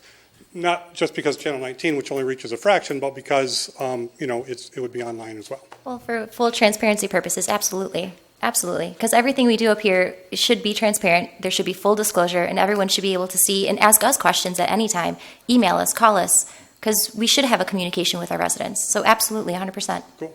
Yeah, and I also really quick wanted to say, I have the utmost respect for our police department. I think you guys do an amazing job. We have the best of the best. The reason why I'm proposing what I'm proposing is simply because $1.2 million in savings is an eye-opener in my opinion. If that means that we can save taxpayers from having to pay more in taxes, myself included, I think it's an option that is worth exploring. Even the logistics, they might be complicated, but a lot of things in life are complicated and you have to sit down and face it. So again, this is no disrespect whatsoever to the police department. I think you do an amazing job. I'm just throwing out a proposal, something to explore. We would be remiss if we didn't explore it. But like all decisions, there's a risk and reward, so, Yes. Pros and cons. I want to say one thing to Maggie, real quick, because Mike brought this up. Something big's going to happen tomorrow in South Lyon, which has not happened. And this is to elude what the city has been trying to do, is this council has really, one thing we have all really worked hard together is to get some emphasis on our downtown, because that's our polished gem. We all knew, 3 of us live downtown, and we have a lot of good businesses down there. Some are weathered, and some are really working hard to get your guys to come down there. And we had a big problem, a big problem when the hotel burned down. Hurt us big time. It hurt them big time. Hurt a lot of families in South Lyon that work there also. But the one thing that has happened is that tomorrow we're going to get a lot of media coverage in this city, which is going to bring a lot of emphasis to South Lyon's good. And one of them is what Bob has been doing to help with this council, and it is we're going to have a $5 million private investment by 17 small businesses downtown and 10 throughout the city, like a big ribbon cutting of basically 17 businesses. So we've put a lot of emphasis. I think if you think about it, I see some funny looks in the crowd. If you think about it, you'll start to see some of these businesses in town that you might not have noticed. And they're doing a tremendous job at trying to capture your attention. And there wasn't that going on before. We had what we had. We had a lot of old business owners in town. Quite frankly, were just content to do what they were doing. And a lot of people have moved into this area. A lot of them in the township, and they're wanting more. They're requiring more, and it's going to just escalate. And that goes with the shared potential services. It's going to have to enter into the conversation somewhere. Our fire chief had brought it up earlier in the year. We had lots of discussion about it during that time, but it's not as easy as just putting your pen to the piece of paper and saying we're doing it. There's a lot of things that come into play that you look at it on the surface and you think this is a great idea, then you start to realize you also got to protect everybody. It's not just going to go share the services, and we want to make sure that we protect some of the people that have protected us for so long as well, so they don't lose their jobs either. So We've looked at that for over 20 years, Yeah, it's always trying to been- have that conversation with the township to look at the idea of having shared police services, and they were never very, very receptive to doing it. So. But they are now. I don't think they are. I just spoke with someone last I night spoke from to her, they're not, board they're not member. really. Maggie? Me too. I'm going to continue to address issues very briefly with respect to just some of my observations that I've had on the budget as I've been spending almost a year analyzing it. I would have to disagree with those council members who say you can't look back. That's probably the biggest mistake that you can make in budgeting. If you don't look at where you've been, if you don't understand why you made the mistakes you did, then you are destined to continue to make the mistakes in the future. You have to understand, particularly when it comes to finance, you have to understand where you went wrong, where you took that veer. Because if you don't understand it, you're going to continue to make the same mistake. And I haven't seen a whole lot of culture change that gives me the confidence that the change is going to occur with respect to this budgeting process. For example, last year, during my research, I could not understand why the general fund balance was declining. And I started to look at the mill rate for the bond for the sewer and water plant. And contacted bond counsel at Miller Canfield and had some discussions with him, and he did a very nice opinion. And come to find out that the city was not charging the appropriate level to service the bond. So what was happening was the 2.5 mil that the city had been charging for years, and there were actually some members on council who thought they couldn't charge any more than 2.5, was insufficient. So the deficiency in that bond payment was coming from somewhere in the city budget. So you need to understand that these mills that are assigned to debt, that are assigned to bonds, that are assigned to whatever they're assigned to, are something that needs to be adjusted on a yearly basis. You need to go in and adjust those mills, which it was not being done. So we played some catch-up last year. Additionally, this I got from the auditors. Here's another little visual. In 2013, the City of South Lyon Water and Sewer Fund shows that the blue, which is operating expenses, clearly exceeded operating revenue. Now, this was in 2013. I wasn't here. This was the largest bump that you can see. But this, when I looked at the auditing report, and I asked Plant Moran if I could please see an auditing report when I got onto council, I saw this, and anybody can read it and see that, well, there must be a problem. So what was the problem? The problem is that the sewer and water rates were not high enough to adjust for the operating costs of the sewer and water department. And I would like to remind council that Chapter 12 of the city charter, Section 12.3 says that the rates and charges for any municipal utility shall be fixed to at least meet all the costs of such utility, including depreciation. So we didn't even have compliance with the city charter in fixing our sewer and water rates.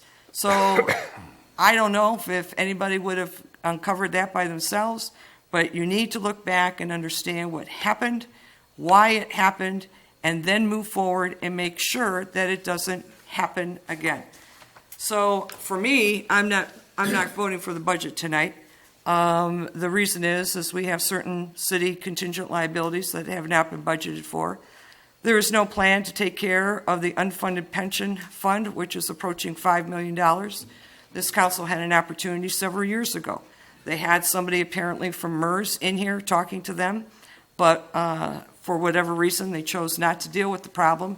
The unfunded portion may have been around 2.5 or 3 million. It's now 5. So you can kick that can down the road all you want, but you're pretty much at a dead end. Additionally, the contingent liability of the employee paid vacation.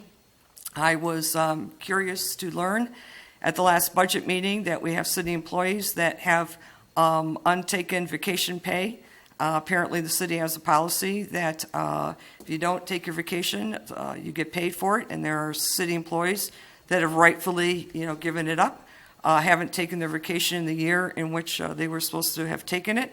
I want to thank them for their additional service to the city, but they also have the ability to ask the city for $50,000 check, and that is accruing as of 2017.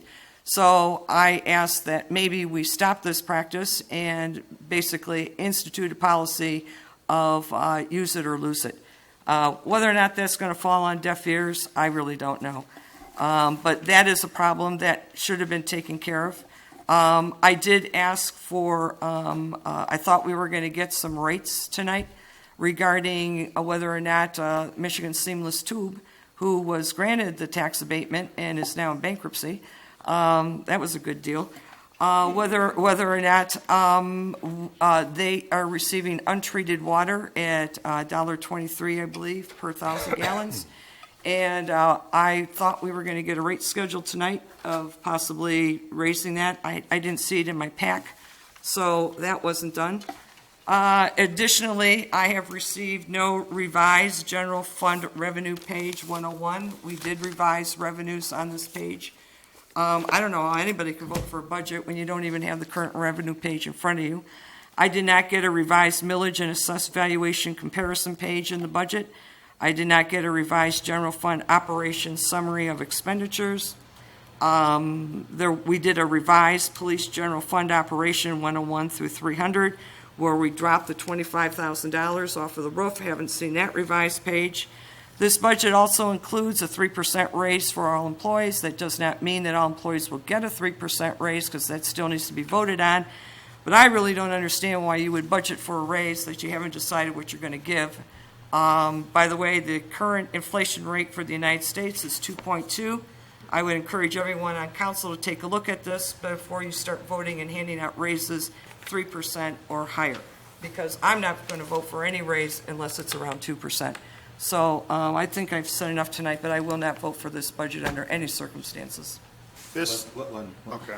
Maggie, I'm not sure why you didn't get those general fund or evaluation or other pages, because they should have come out to you last week. Nope, not the revised. There's no details on them. It's just the summary All I sheet. had. We don't have the And then actual I got details this line by section right line. here. You should have gotten the Here's the pack. revised. It's not in here. General fund operation. I apologize for that, because I I didn't printed get it those either. out for Joan to put in the packet.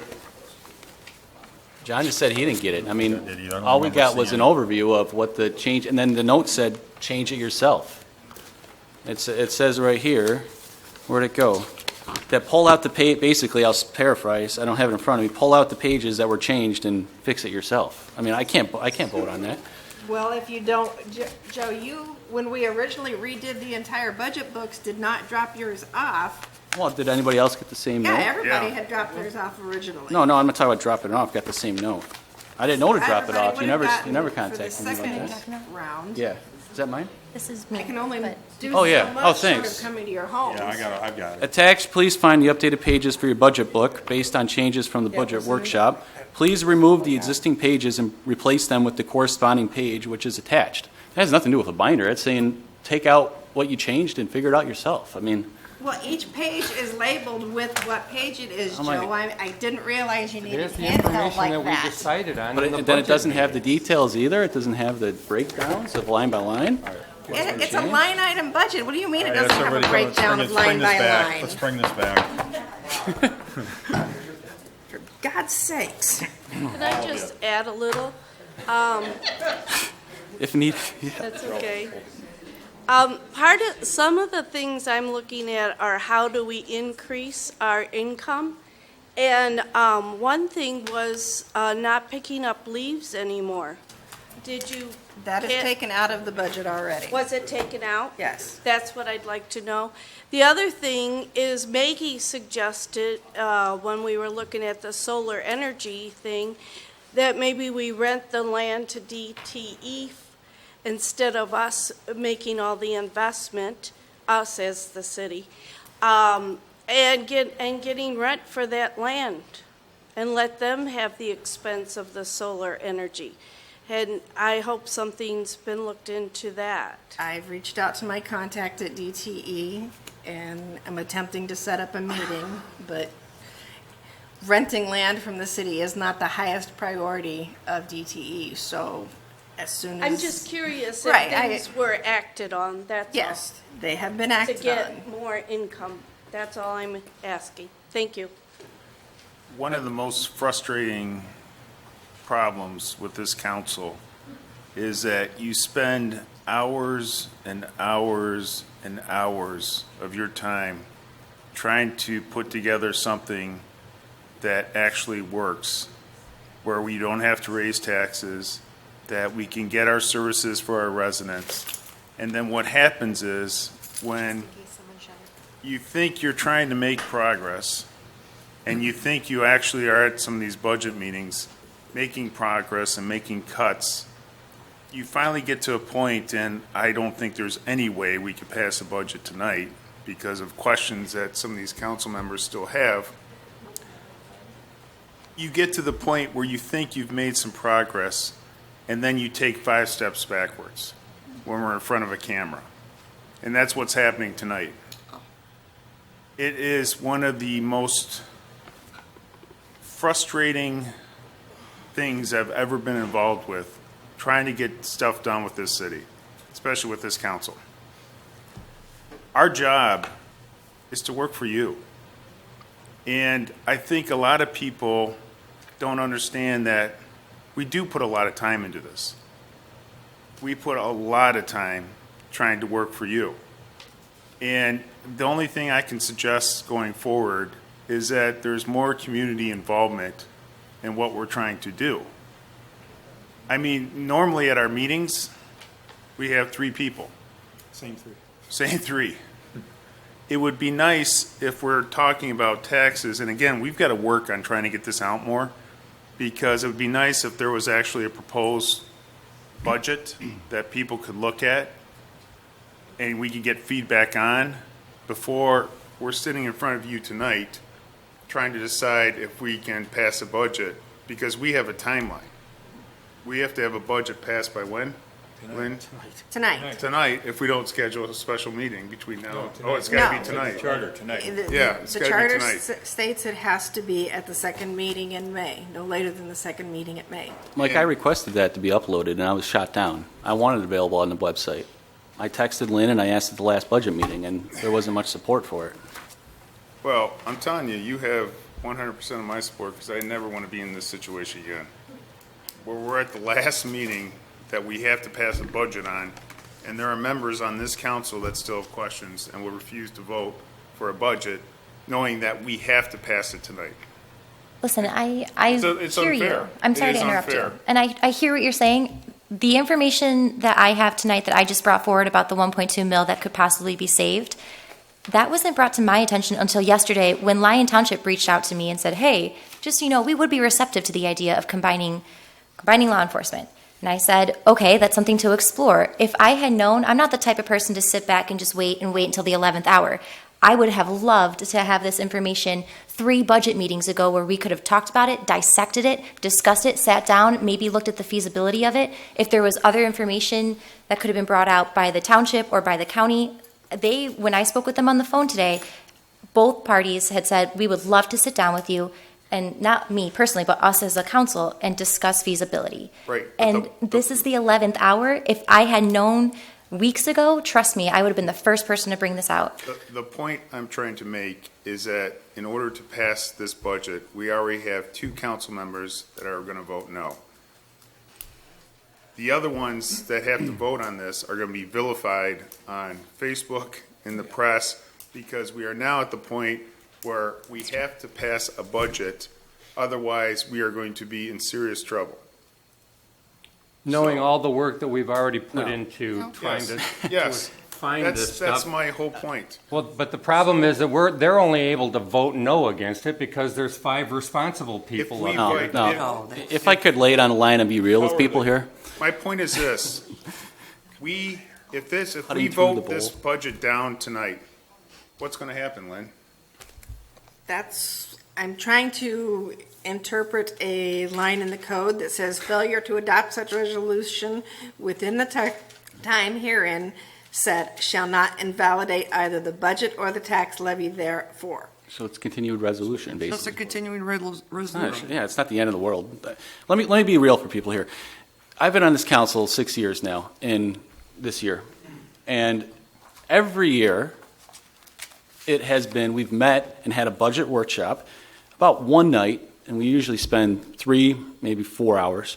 Now, I'll give this council credit. We actually had 3 nights where we spent maybe 9 hours. So, but being real here, the only reason, in my opinion, that we spent so much time was because there was this tax increase.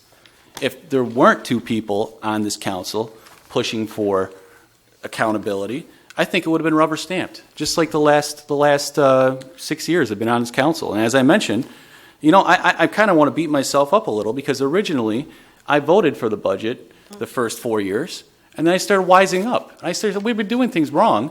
So in 15, in 16, I voted no, and again in 17, I'm going to vote no. As long as I'm finding padded items in the budget, I don't care if it's $5 or $15,000, I'm voting no. And if we have to have a continued resolution, and we have to go back line by line, again, let's do it. Then let's do it. Seriously, I don't want to be in a position where every year I hear you say the same thing. Hang on really quick. I What'd you just wanted do? to say, Joe, if your only issue with the budget is the padding, I feel like, Bob Martin, you had spoken to, and I think it was someone else, maybe not you, I'm not going to call you out on it. Someone had said when you're getting estimates, you give yourself a little bit of leeway, and then that money goes right back into the fund. It's not like they're wasting the We money. have It's not quotes. being spent. But you get quotes for the roof or for whatever it might be, any equipment that you buy, and you think it's going to be 25, and it might come back 23. So that extra 2,000 is padding, but it's going right back into the fund. It's not being spent. I wish I was as naive as you. I mean, because I've seen this for years. And no, we have been padding the budget for years. That's I'm sorry happened. if I called you out. That's happened. Bob, this is first off, this is what we've gone through for the last 3.5 to 4 weeks. Our meetings have been 3.5 to 4 hours long, except the first one. And because things weren't quite where they needed to be for all of us to sit down. And you can see this has not been an easy deal. There's a lot going into this and a lot of arguments between all of us, a lot of disagreements. Some of it we agree on, a lot of it we don't. It's part of this budget, you know, and there's a lot more into it than just standing in front of you guys tonight and trying to explain what we've been going through almost for the whole year.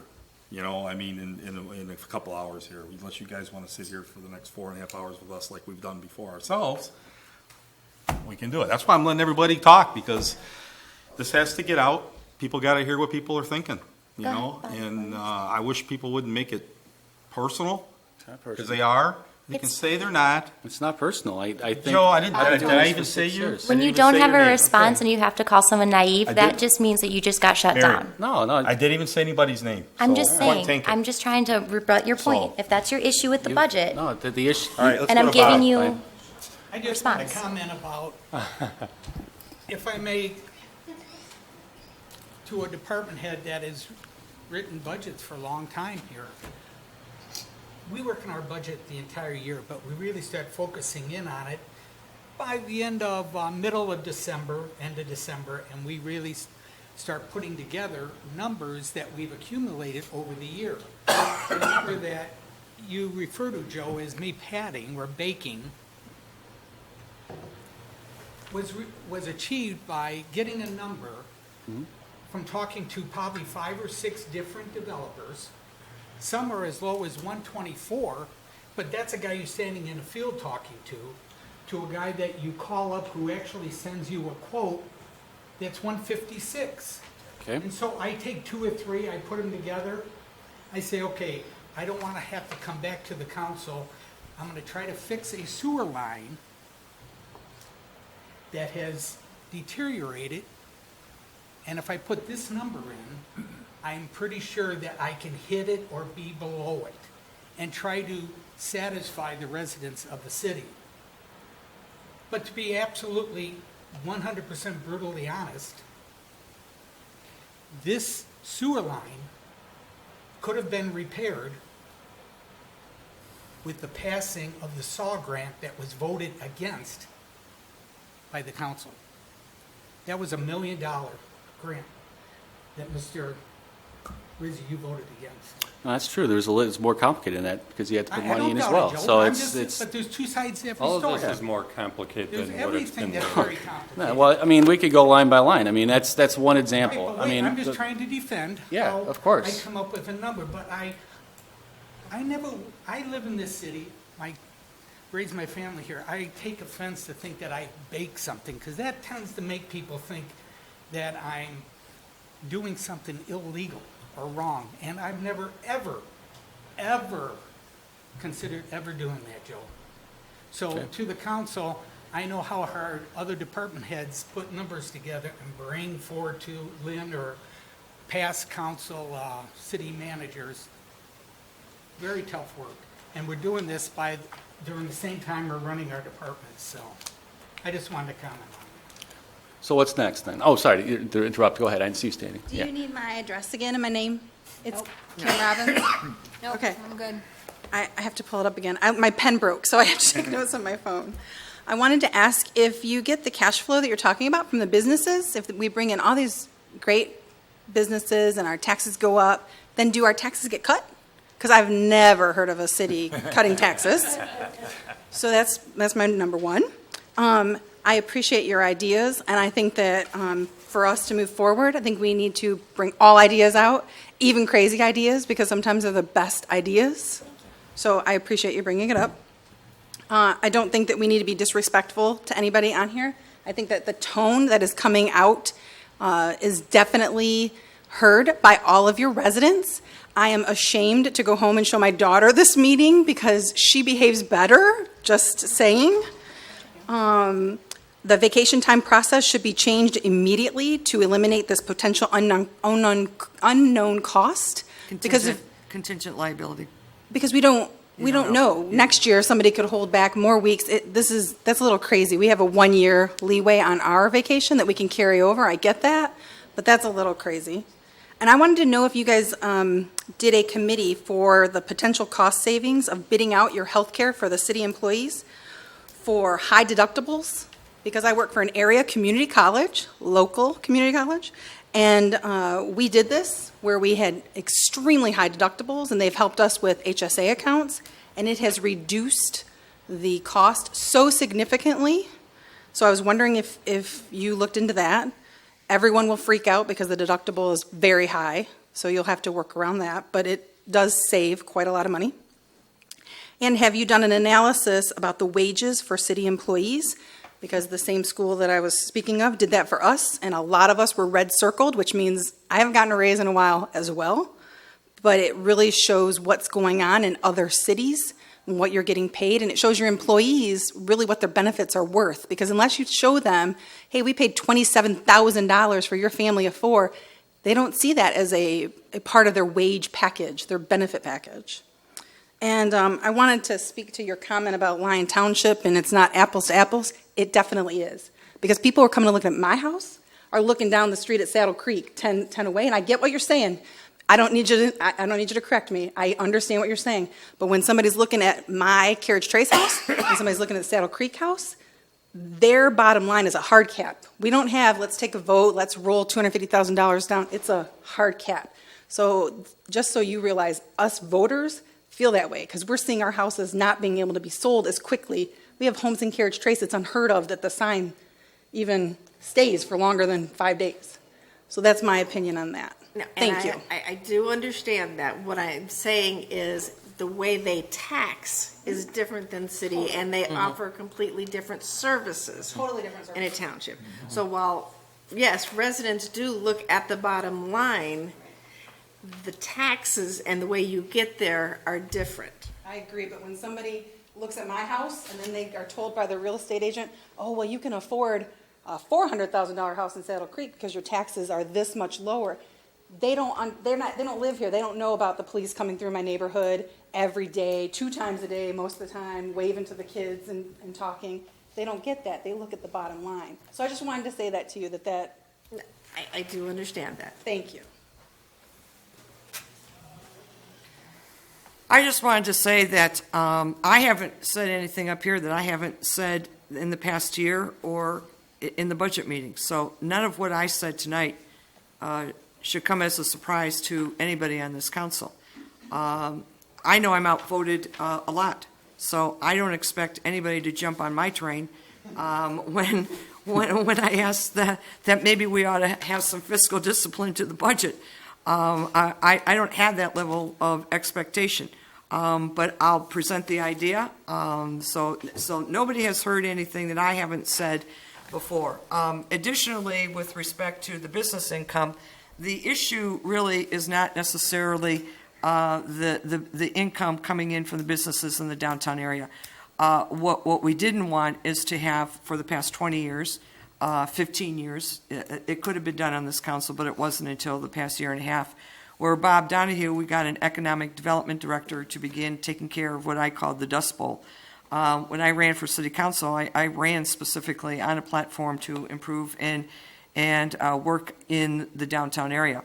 The money that we have invested in the downtown to date includes the income of Bob Donahue, and we are paying for the bond payments for the parking lot, and we are looking at a facade grant. So we're probably under about $180,000 in terms of what we are investing in the downtown area.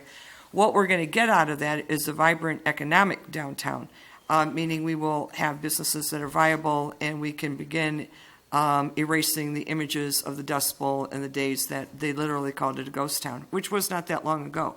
So Bob's done a great job. The real issue here is dealing with the legacy costs. And the legacy costs, like I said, were presented to this council several years ago, and for whatever reason, the decision was made not to deal with the pension issue. You can deal with the pension issue by either buying out of it, or what you can do is go to a different form of contract services for the police, because that's where your highest costs are with respect to the legacy costs, and just contract with Oakland County. This is not a new idea. Contracting with Oakland County was brought up, I believe, maybe 4 or 5 years ago. There was no political will on council at that time, and there was extreme resistance to contracting out the South Lyon Police Department.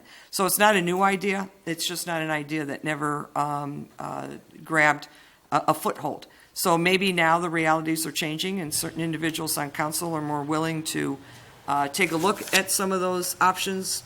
You could do things like your mowing in the summertime. You could job that out. The school district has jobbed out all their grass cutting now to a third-party vendor rather than having it in-house because of the legacy costs. So, I don't know if we're going to solve all these legacy costs, but I'm going to stay firm, and I'm not going to budge off of one of my issues that I raised tonight. I'm going to stay tough. I'll probably be the only one that doesn't vote for the budget when something finally gets in place. But I think I've brought up some really good and well-researched ideas. I've brought up the problems in the budget. I've been working on this for over a year, and I'm not going to budge, because I think that's what is needed for the city to reinvest in itself a little bit, is some fiscal strength. Right now, we don't have it. It's not here. We get one more downturn in this economy, and it's going to be a tough road. And there will be no more saving people's jobs. They will be laid off. And if I could add, I talked about the padding. I mean, if you look at the first round of the budget that we had, I mean, the first one that showed up to our house, it was something like raising the mills by 2 mills, and we were still $800,000 in the hole. So, I mean, yeah, we have made progress, but the point I'm making is it's not uncommon to put the best wish list out there and kind of trim it back slowly, but you're not going to come out and say, "Oh, I'm going to trim everything out." I mean, that's the game. I mean, this is government. Let's be honest here. If I offend people, sorry, but that's the reality of it. So there's padding in there. If you want to debate me about it, I'm free. I'm not going to back down from that, and I'm not ashamed to mention it. Thank you. It's your job to cut out the padding. If you think there's padding, it's your job to pass a budget. Yep, and that's why I'm not voting for this tonight. Right. So.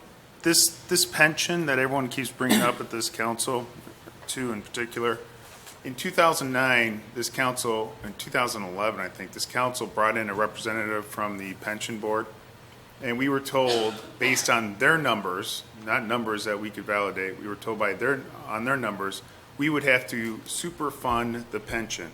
So we would have to bond $3.5 million to pay off the pension, number one.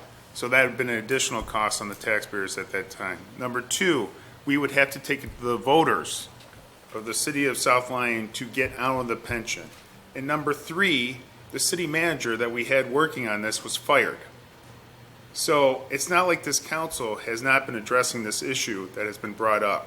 The city manager that we brought in somebody from MERS, actually was fired.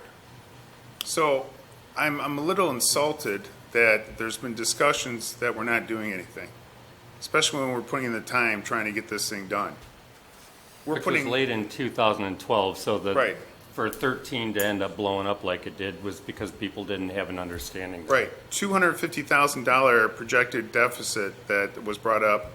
$187,000 of that is refurbishing a fire truck. So to extend its life so we don't have to buy another fire truck. Still in there. What about the other 80,000? What my point is, and we're putting $180,000 to the downtown. So put things in perspective. Okay. You keep hearing numbers being thrown out. The bottom line is there's an explanation for all these numbers. No. You just have to hear both sides of the story. And to accuse department heads of padding budgets, I mean, I don't even know what to say about that. Mike, you act like such a Boy Scout. I mean, it is a you know, it's an insult, but, you know, it happens. And, you know, going back to the city manager, I made it very clear on October 14th, when he had no plan for MERS, when we've been asking for it for over 2 years. When I got elected in 2011, he told me he was going to fix MERS because he saw the problem, but had no plan. Who? Murphy. He had no proposed a plan. hybrid He had no plan. Watch the tape, October 14th, when we had to hire another employee, and I said, "What's your plan for MERS?" He said, "I don't have one." He said, "What do you want me to do?" I said, "Well, I've been asking about this for 2 years. What's your plan?" He didn't have one. Now we're in a mess. We owe $5 million. That's the fact. All right. That's the problem. Well, And we have no plan to fix it. None. We can make all the excuses we want, but there's no plan in place to fix it. What's your plan? yeah.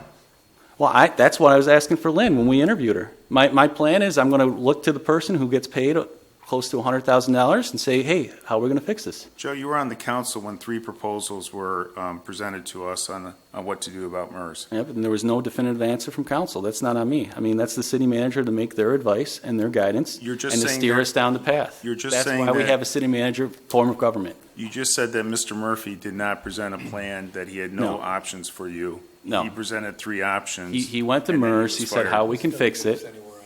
Yeah. Are we still in the public All right. hearing? Yeah, we're still in the public hearing. Mr. Mayor? Problem is, this can circle all night like this. Yeah. Mr. Mayor? I would just make a reminder that you still are in public hearing. You want to close that at some point before deliberation. Also, based on the comments about potentially not approving a budget tonight, I would say that the charter 8.4 does contain language that seems to say that there doesn't seem to be, that it doesn't affect or invalidate a budget or tax levy under that section. But I have not done a lot of research and would want to do more on this, but the city is bound by the Uniform Budgeting and Accounting Act. And I would cautiously say that the city is obligated to adopt a budget and the tax levy resolutions for the ensuing fiscal year of 17-18. Which is So- June 1st, right? Is July. July 1st? July 1 is the start of the fiscal year, correct? Oh. So that doesn't, I don't want the council to misunderstand that the language in the charter somehow alleviates your obligation to Right. approve a budget and resolution establishing the mill rate for the next fiscal year. And that's where I guess I'm at on that. But the charter says we have to approve a budget by the second meeting in May? Yes. Shall. It does Says, contain shall that by qualifying resolution language. adopt a budget for the next fiscal year and make appropriations of the money needed therefore. I think we should be resolved to continue working on this, take care of business, do what we're obligated to do, and then this discussion just continues until we come to some conclusions that move us in the right direction. So We have an obligation Maybe to 6 fulfill our months. budget. Mr. Mayor and 6 Council, months? I would ask the question, and this is only a question and suggestion, whether any of the council members are willing to make a motion to adopt the budget and tax levy resolution as presented tonight. I am. At least then you would have an up or down vote on what is presented as of tonight. If it doesn't pass, you would then have some idea what is not acceptable to the council, or at least a majority of the council. Okay. So we have to close. I think I'm gonna, Close your meeting. anybody else has anything to say, which I think we've pretty much exhausted it. So I want to close the meeting. Time? I think you got to state the time. 9:35. 35. That's what I said. Okay. One? Okay, so at the beginning of the meeting, you had suggested that there's the resolution that goes through the comprehensive, Actually, under old Breakdown. business, first we Point of have, order. We still have an old business to consider first, which should only take Yeah. a minute. Yeah. And then Sure, our okay. agenda calls for the consideration and approval of resolution. the old business is People's Express. People's Express, and it was postponed till tonight. We need to make a motion to postpone it to I move we June. I move we 12th. postpone it till the next meeting. I'll second. Oh, go ahead, Harvey.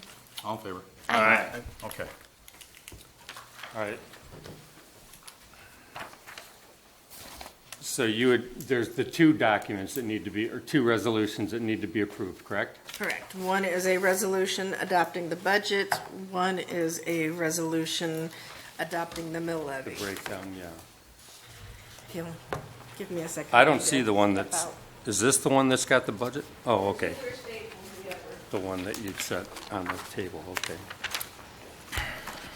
The only, it's not this one. Oh, No, that might be the old one. she bolted. Yeah, this is not the board. She gave it tonight. It has the names on it. Yeah, we can't use that. Right. The names are wrong on this. Yeah, she knows though. I pointed it out to her. She knows.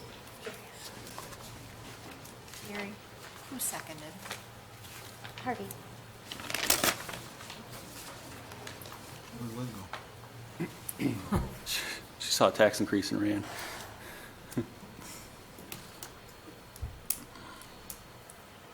If you don't, no, I guess at this point. All right, Glenn, just continue.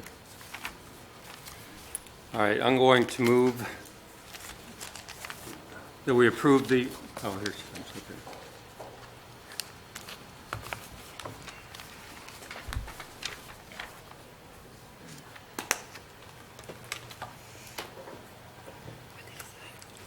All right, do I need to read the entire document? I mean, it is reference the budget document.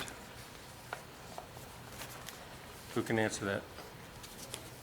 I don't think you have to read the whole thing. It's Okay. been I'm presented. sorry, what was the question? Just wanted to find out, do I need to read all the funds and all that kind of stuff throughout the entire document, or just reference the resolution to Just approve the reference budget? Yeah, okay. I make the motion that we follow resolutions to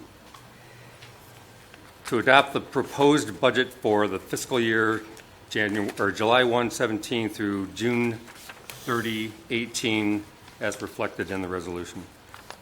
I'll second. All in favor? Aye. Aye. Aye. Aye. Roll call, please. I think we need a roll call on it anyway. Councilman Kivel? Yes. Council Parisian? Aye.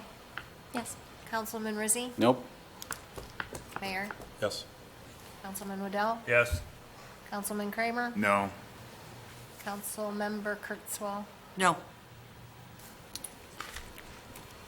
Okay, I further, Motion passed. sorry? 4 votes? 4? Yeah. Motion passed. Motion passed. Motion failed. Move we approve the, Yeah, 4. I move we approve the resolution outlining the breakdown of the millage rate, rate of 11.770 for the general fund operation, the rate of 3.30 for the wastewater general obligation bonds, for the wastewater treatment 2002 bond, a rate of .5838 for the capital improvement fund, and a rate of .3 for the 1999 Building Authority Land Acquisition Fund. I'll second that. All in favor? Aye. Roll call, please. Yeah, do a roll call. Glenn? Yes. Mary? No. Joe? No. Mayor? Yes. Harvey? Yes. Mike? No. Maggie? No. That didn't pass. No. So it didn't pass. It did not pass. So what happens now? Well, the budget's in. Let's move along. We're moving on. Well, I would like clarification. We have further discussion, correct? You voted it down. The Okay. millage was voted down, but the budget passed, is my understanding. The proposed budget passed is my understanding, but the mill levy didn't, so. Oh, you got a problem. Yeah. That's why I said, let's not move No on. problem. Let's move along. You don't have a valid budget because you don't have an appropriation. Correct. You don't have the taxing authority for the budget, because you didn't, the mill doesn't pass, the That's right. mill So let's doesn't move match it. along. What's next on the agenda? Only in South Lyon. Consider authorizing the reimbursement for the Consider West approval of Nile the virus. resolution of the proposed, we already did that. That's the new saying from now on. the West Nile virus, I believe. Yeah, discovered. Yes. Bob? Everybody ready for this? West Nile, yeah. Yeah. How do we fund a budget? Hey, Bob, I'll save you the trouble. I'll make the motion that we approve the resolution authorizing the request for reimbursement from Oakland County West Nile Virus Fund. Second. All in favor? Aye. We'll get $1,546 back. It's the 14th year in a row we've been with the program ever since its inception.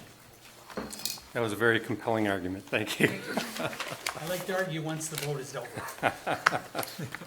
All right, consider approval for the Pumpkin Fest 2017 downtown road closures. I think they all bolted. Mr. Mayor, we did have a large contingent of Pumpkin Fest representatives here. It would appear that they have left They'd had their for the fill. evening. Can we have someone check? They might be in the hallway. I can't imagine. Maybe they would come and sit for hours. At any rate, I can address the police department perspective. And I know Chief Kennedy has reviewed the beer tent and that venue plan. The request is essentially similar to last year. And the police department does recommend approval of the request for the road closures as listed on the agenda note. I'll make the motion to approve the requested road closure for Pumpkin Fest. I'll second. All in favor? Aye. Consider approval of the computer network server replacement for the police department. As indicated in my memo, our current IT provider has told us that our current server is in need of replacement. It's out of warranty and no longer supportable.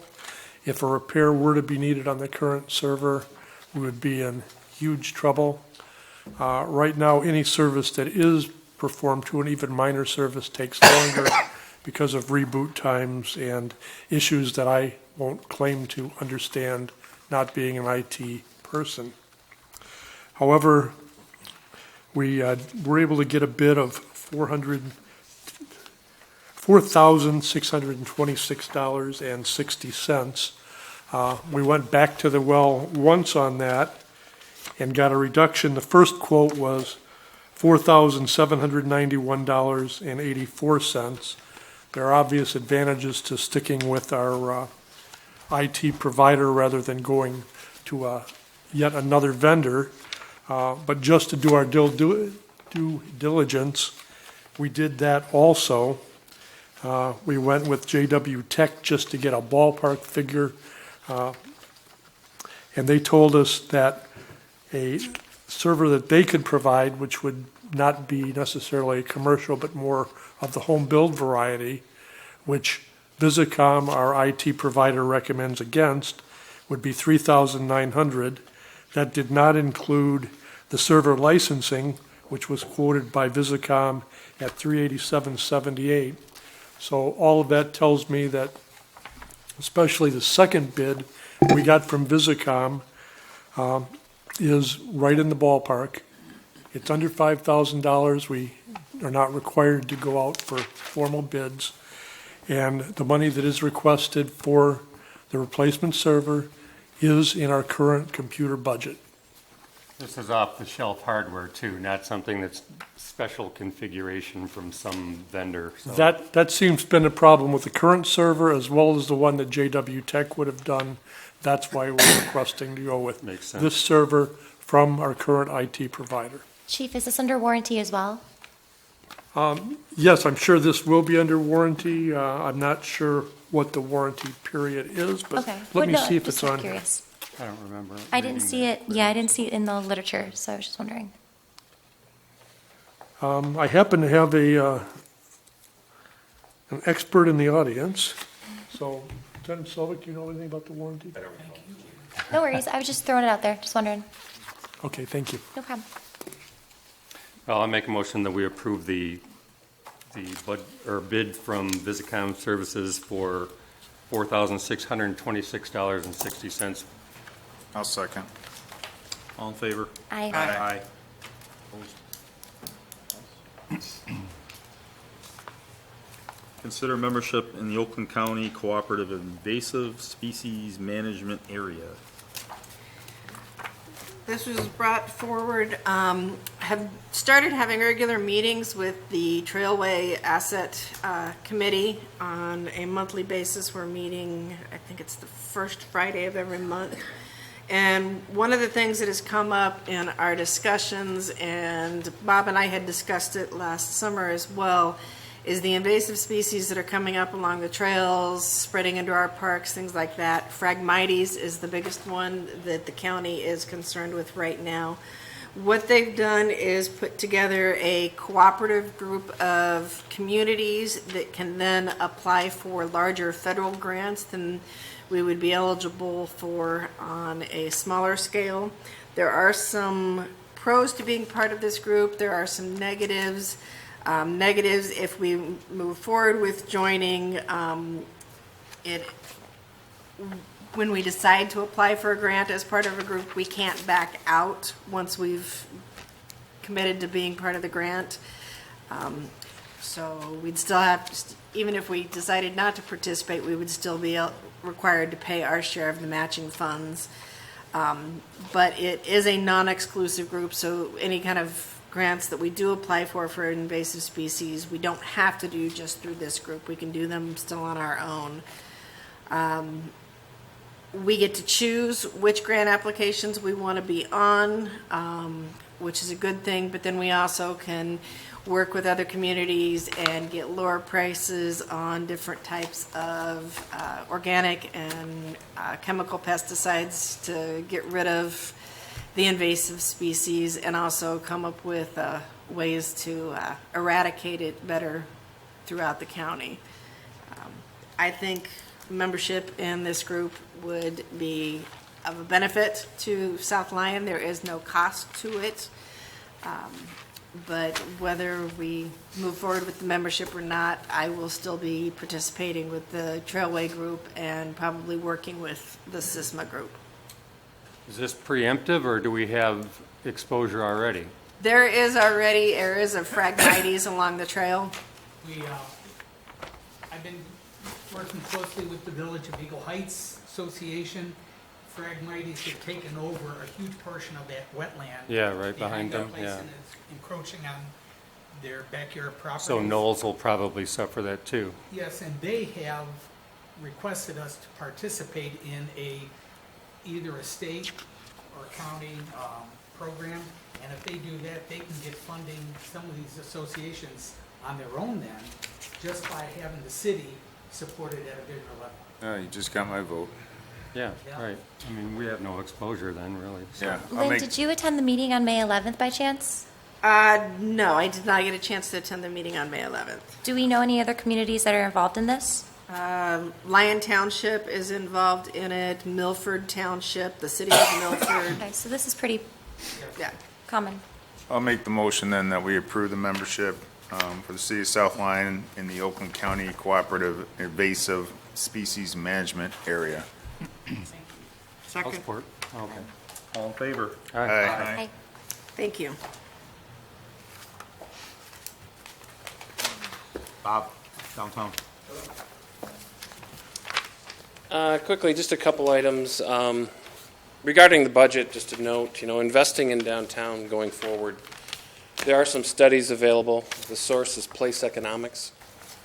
Studies in Michigan, Louisiana, Arkansas, Iowa, Pennsylvania, some other states, which show that a strong downtown will in fact stabilize and increase property values, not just in the downtown or the DDA, but throughout this entire city. So you have data, source data out there to back you up. Quickly, just a couple items. The Veterans Memorial will be on the Planning Commission, hopefully for the June 8th meeting.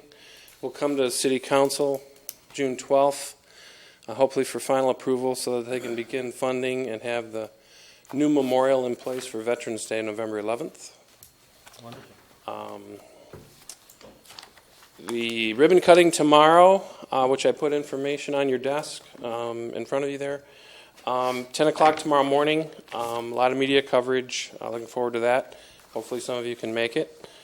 The figures, there's a separate handout on return on investment, but The other pages 2 and 3 actually show the individual breakdown of where all that investment took place. It's not all in those 17, but it's in mostly the 17 businesses. That's all I have, unless there are any questions. That was going to be cool. Should be a good day. Detroit Free Press is going to cover the kickoff, do a video, which will be on their website, and it'll attract more business. That's it. You know, actually, for what was the suggested investment, 180 or 160 or something for you and the facade grant and whatever, a sundry, to have it return $5 million worth of investment in the community. That's kind of cool. I think for the record, you know, it's to attribute to one person, it would be all wrong. I'm very much a team player, and I think really what's we're looking at is a tremendous, you know, break in the economy and the population growth. It is nice to have someone that can, you know, respond to inquiries and set the bar and move it forward. I think a lot of this is just simple benchmarking. We can feel good about ourselves just by simply collecting statistics. So I appreciate your support, but it's a team effort all the way. Bob, out of that $5 million, I'm just curious, how much of that is replacement, let's say from businesses that have left within the past 10 years, we're finally catching up? I Because really I think we have don't 17. Because I don't know about the businesses that have gone over the years. I have no idea. This is new investment since last June. Okay. So safe to say there's a lot of businesses that have been gone, and then we're finally filling them now. Yeah, this is just new investment since June. I don't know what was lost. Yeah, that was. But at least in the future, we can take a snapshot, and we can compare years. Yeah. Well, certainly since the new council's been elected in 2015, and you've been doing a great job. Thank you. I'd like to add another comment to that. In some aspects, I sort of have to disagree with your humility, meaning that the job that you are doing is not a job that, number one, anybody can do, and number two, for decades, the city had a city manager that whoever that individual was over the past 20 years, 25 years, in which they attempted to do what you're doing.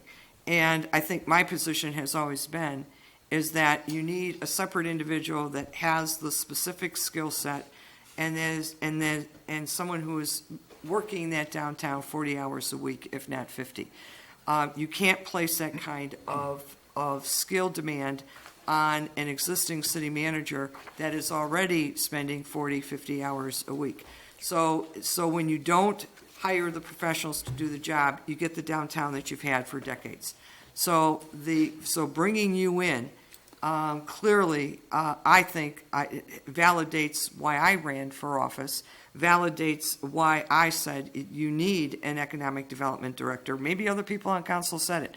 I don't recall it, except that clearly the results that we are receiving now, whether it's you or somebody else, I think that the initial data that I am looking at is clearly indicating that in the future, this is a job that is separate from the city manager, and we just have to budget this in as part of our investment in the overall city, like we would a fire truck or a police car or whatever. Now, maybe 10 years from now, the issue will be different. I have not taken the time to study the longevity of economic development directors once the thing gets rolling, and maybe it will be a 5 to 8 year placement. I don't know that yet. All I know is right now we are reaching some very, very good results that, quite frankly, should have been done many, many, many years ago. So I want to thank you. And you may say it's not you, it is you. Thank you. So, thank you. As far as longevity, it won't be me, but I hope to be here quite a few years. It's like painting the Mackinac Bridge, managing a downtown, or economic development in the community. Mm-hmm. There's never a point where it's done. Okay. Because things, I mean, it's a never ending. It's a continuous. Keeps evolving. I know that these studies point that out. Thank you. That's a good Bob, point. you know how I feel about you. I mean, it's like talk to you once a week or email you with my crazy ideas and some of the ones that aren't so crazy, and you balance them out pretty good. And to put another football analogy, you're like John Riggins. If anybody remembers back in those days, it's like Bob Donahue right, Bob Donahue left. You've earned your keep here, as far as I can see. The proof's in the pudding. The proof's in the pudding. Support. I mean, proof's in the pudding. You were a major impact right from the get-go. So that photo op tomorrow are really the people that I'd like to see in that photo are the people that is the whole team making it happen. Bob Martin's fellas, the police and fire, city manager, all those people. So I hope that photo op is going to be powerful for the Free Press. Good. Thanks, Thank Bob. you. That's a really cool story too, though. I'm glad that you were able to reach out to those guys and bring this about. That's a very powerful story. Can you say, because they still continue to run the D on and off, could you just, since we're on camera here a little bit, and talk about that again? Just Which? When we had the video when they came into town, did the interview? Oh, the D. YouTube video from Discover the D is still on YouTube. Right. So if people want to get a snapshot. I think it's on their site, too. Of, and now we have quite a few more quality retail downtown. 2 or 3 is a big addition. So other than the 2 or 3 new retailers downtown, that's still a very strong, powerful video that is on YouTube. It presents Discover the D. city really well. Yeah. That's right.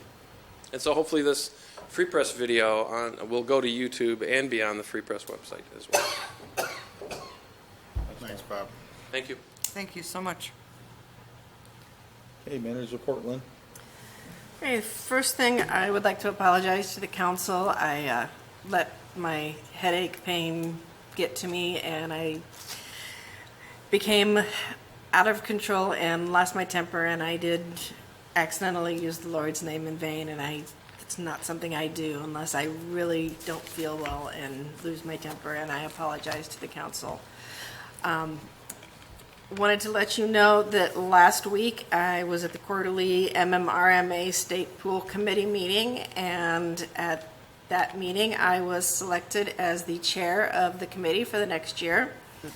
So that will require me to attend the MMRMA conference in, I think, Traverse City in August. That is their annual meeting. But that was a great honor to be selected for that. Wanted to thank everybody that came out and helped with the city cleanup, and a special thank you to Sean Parisian. He was able to get hamburgers and buns donated from his employer, and the city was very thankful. And I wanted to make a special thanks to the members of Oak Point Church. They volunteered their time and their talents throughout the community, and it was just a small thing that we could do by providing them with a little picnic at the end. Everybody that showed up, I know we had a couple of council members that were there, Glenn was there, and even the city attorney showed up and donated his time for the event. Crossroads Church? Huh? Crossroads Church Crossroads as well. Church as well. So we had a great turnout. Harvey was there. So great turnout. Want to remind everyone that our farmers market has opened up. It's been open for 2 weeks now, and it is a blooming success. That's as close as I get to being, punny. I hope everybody takes a little time to get out there on a Saturday morning this summer and enjoy all the unique produce and artisans and their crafts. And first week of the summer, our Lake Street Cruise-In is this Wednesday. So if you get a chance to stop by and look at the cars. I know the Cruise-In has some great things planned for this summer in conjunction with the Cultural Arts Club. So hopefully it's good weather for that. We have the Memorial Day Parade coming up on Monday the 29th. It will be followed by a beautiful ceremony at the city cemetery. So if you are in town and would like to honor our veterans, please come out on Monday. And then I'm going to toot my own horn. This Thursday in the gazebo in McCaddy Park, the South Lyon High School and South Lyon East High School jazz bands a cappella choirs, and I believe one other choir group will be performing a Jazz in the Park concert. Starts at 7 o'clock, so please come out and enjoy the high school kids because they're going to do a great job. That's all I have this evening. Council comments, start with one. Wait, I have questions for the manager's report. That's okay? Okay. Just wanted to ask a couple things about the I noticed that the mailboxes in Eagle Heights from Knowles to South Lyon, are those installed correctly? I thought they were, I didn't review the contract 100%, but There are temporary ones on. yeah.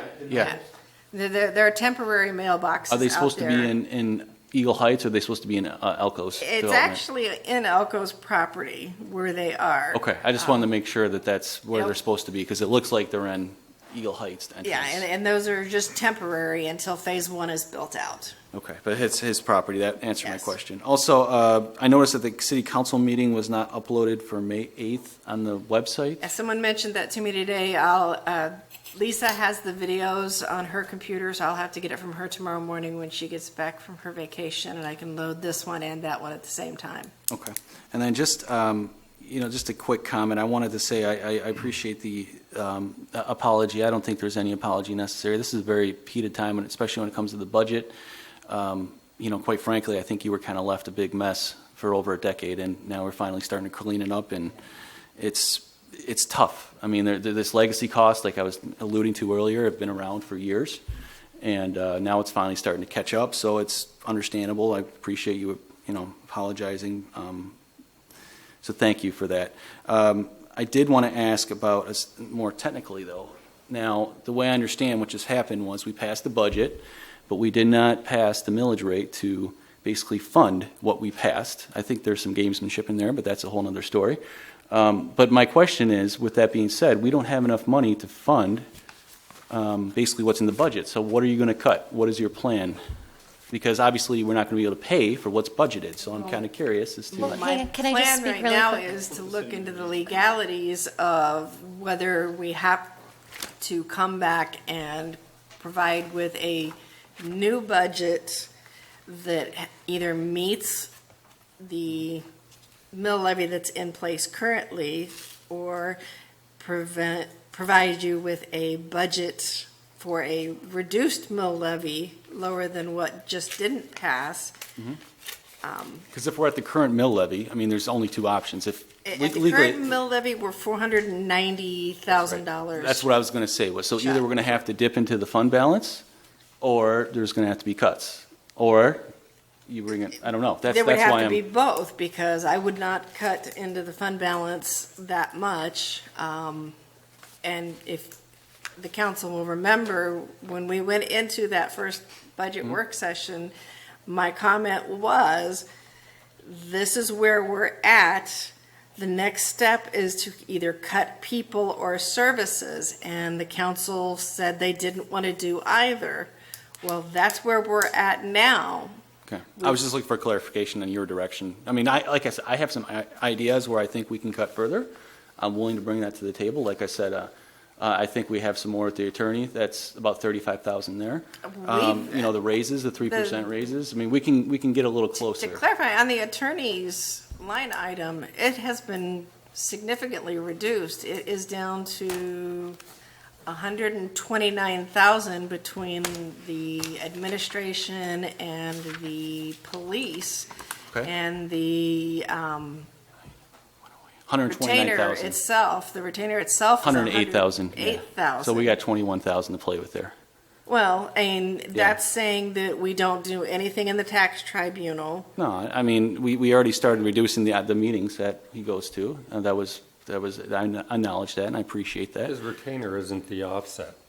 The offset's the tax tribunal and the collective bargaining. The things that are not included in Then the we'll have to retainer budget are that the in there issue. for the. That's what that other 21,000 is. I didn't know it was that much money. That seems high. Well, I do want to say is that I did do a couple of phone calls regarding attorneys' fees, and had a conversation with Gary Whitaker this afternoon. He's the Salem Township Supervisor.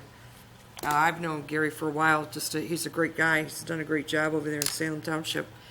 And he explained to me the way they work it out with their attorney is the attorney is not, if the attorney wants to come to the meetings, the attorney is more than welcome to come to the meetings. It's okay.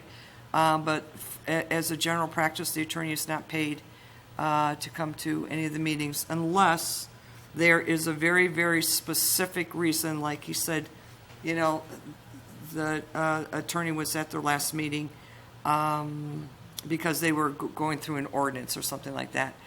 And I'd also like to bring to people's attention that the school district has a budget, $70, $80 million. They don't have an attorney at any of their meetings, and I looked at some of the stuff on their agenda. They're dealing with far more complicated stuff than we are. So I think this false sense of security that we have to have a city attorney at every meeting, I'm just not buying into it, because I see where other organizations are able to, you know, think outside the box and innovate in terms of how they are controlling costs. And I think Gary Whitaker just had a really good advice this afternoon. He said, you know what's going to be on your budget, on your agenda. I mean, if it's an agenda, legally, you know, intense agenda, then there. But Tim really did not need to be here tonight. I mean, this was not a meeting for Tim. Not that it isn't nice for him to be here, but Salem says, you want to come to the meetings, come. We're just not going to pay you. So there are other models out there in dealing with this. And I am more than happy to explore those. And there's always option to renegotiate a contract as well, which I suggested before, but that was kind of balked at, so. I thought the council decided that with only 1 year left on the contract, by the time we renegotiated, the contract would be up for renegotiation. Just a point of order, I thought the question was what happens if the budget's passed and the millage isn't. Now we're getting into budget discussions, so I thought the question was just limited to what happened. No, because I don't think we don't have a. because it's not covering, so I want to know what we're going to But cut. now we're getting into individual specific budget discussions where you want to cut Let's the keep budget it to again. he's got a good point. John, I have two questions. Well, actually, one of them was pertaining to the off-topic as well, the tangent that we went on. So first things first issue in front of us. So since we technically have an invalid budget, I thought it was my understanding that you could pass the budget that we proposed, and logistically speaking, that's passed because we were meeting our deadline, but we could amend it later on. You can, but we have to set the tax rate, which is what that mill levy is. Okay. Without setting that mill levy and adopting a mill levy, we cannot levy taxes for it. At the same time, correct?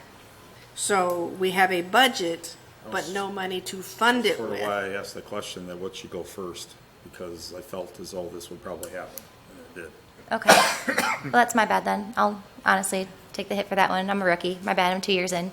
I was under the impression that logistically speaking, we needed to pass a budget, but we could amend it once we figured out the logistical issues of what I proposed, what other people on council proposed, and we can work on the budget a little bit more until we can amend it to where we need it and then fix the mill if need be. Well, a reconsideration would be in order if somebody on the majority would like to make the motion that we reconsider the budget. Now or in the future? Now. You could do it now. Okay. Well, then my vote would have been no then. That's my fault because I didn't You would know. have voted no on the budget, or you I would have voted no on both. I voted no on the mill, but I would have voted no on the budget. I was assuming logistically we needed to pass the budget tonight and we could amend it later. Yeah, we can still amend Right. the budget later. But the mill, I didn't know At was this point, We don't have one, though. we don't have a mill levy, so Well, you were in the majority on, I was in the majority, so I would like to make the motion then that we reconsider. As a member of the majority, you cannot make a motion. You can't do it. Oh, I thought you just said I could. In the minority, you can. Okay, well then I'll just, Wait a minute, what? Well, No. no, I'm Wait, sorry. Yeah, the be on the majority is the prevailing only side. one that can. Right. We're talking about the millage. Whoever was on the prevailing side, in other words, a no vote, can make a motion to Correct. reconsider. but And I'm has to talking about the support. budget. I'm talking about the budget, not the mill. My mill vote stays the same, no, but my budget vote would have been no Oh, as well, well. that doesn't accomplish anything. it doesn't, but it just logistically speaking, just semantics, I wanted to make sure that it was out there, that I thought we had to pass the budget, not knowing that the mill needed to be passed as well. Well, we or still needed can't, to be. yeah, but it leaves us still at a point where we can't do anything. The bottom line would remain the same. I just wanted to make sure it's on the record that I'm not a moron. But also, I kind of wanted to not allude, but earlier we had mentioned attorney fees. I just wanted to check. Did you happen to meet with Planning Commission and ask them if they need you at every meeting? Did we talk to Planning Commission at all? Anybody? The Planning Commission hasn't met. I've been dealing with, in advance of both the ZBA meetings and the Planning Commission meetings, I talked with Megan Blaha, the planning director. Okay. The planning consultant, to the extent that I need information about what the item might be that Megan can't provide, and I also talked with Lynn. Okay. Just on the last 2 meetings. Okay. And I'll continue to do that. Does it seem as though they want you, not that they don't want you there, but do they need you there? It's going to be a purge, Okay. an agenda by agenda decision. Okay, great. And again, I apologize. No Sorry, problem. guys. Just a rookie mistake. All right, go on. I'd like to recommend that we revolve this pattern of council comments. I mean, it's either Maggie starting or me. How about we rotate through so everybody gets first crack at this? Start with Joe. Sure. No problem with that. Well, my comment today was just based off of the budget, and I really feel that we let the residents down, and it's not just today. I think it's been a decade or more of rubber stamping budgets, as I mentioned. And when I was new, when I first started, yeah, I approved the budgets, but since then I've wised up, and I'm reviewing these carefully, and the more I dig into it, the more upsetting it gets, and not just for me, for the residents. And I hear it. I hear all the feedback about what kind of that's the big question, is I don't think people are necessarily opposed to, well, I think a lot of people are going to be never, either way, opposed to a tax increase, but some people, if they can see some sort of what they're getting out of it, then they're okay with it. But really, I mean, yeah, we have some businesses coming, but, what are you getting? At the end of the day, we're still paying higher. We're still going to pay that extra check for $100, $200 a year or whatever it is for each person, and on top of what we're already paying. And I look at this big picture. I look at, okay, not just the city, but we know the schools are probably going to be asking for something. And we're talking about if the state doesn't fix the roads, we're going to have to do something. And we've already discussed this. And for the seniors out there that live in Colonial Acres and these other areas, they may not even be covered if we pass the road millage because they live in private residence. So they're not getting any more services by all these tax increases. So what are we doing? So that's why if I'm a little harsh and I get a little testy, and if I get a little maybe even rude, I'll say to people, that's because I take this stuff personally. And I take it personally for the people that are watching and put their trust in me. So, if I rubbed off the wrong way, Mary, that's not personal. I can leave it at the table, So I just want to say that, I think as a council, we're really doing a disservice by raising these taxes. If we got to go back to the well and look at these items where I do think they're padded, and I'm not going to apologize for making that statement, we need to look at it again and do our due diligence. So with that, I wanted to wish everybody a good night. Thank you. Harvey. Thank you. I'm not going to comment on the budget. I don't think there's anything to be said about that.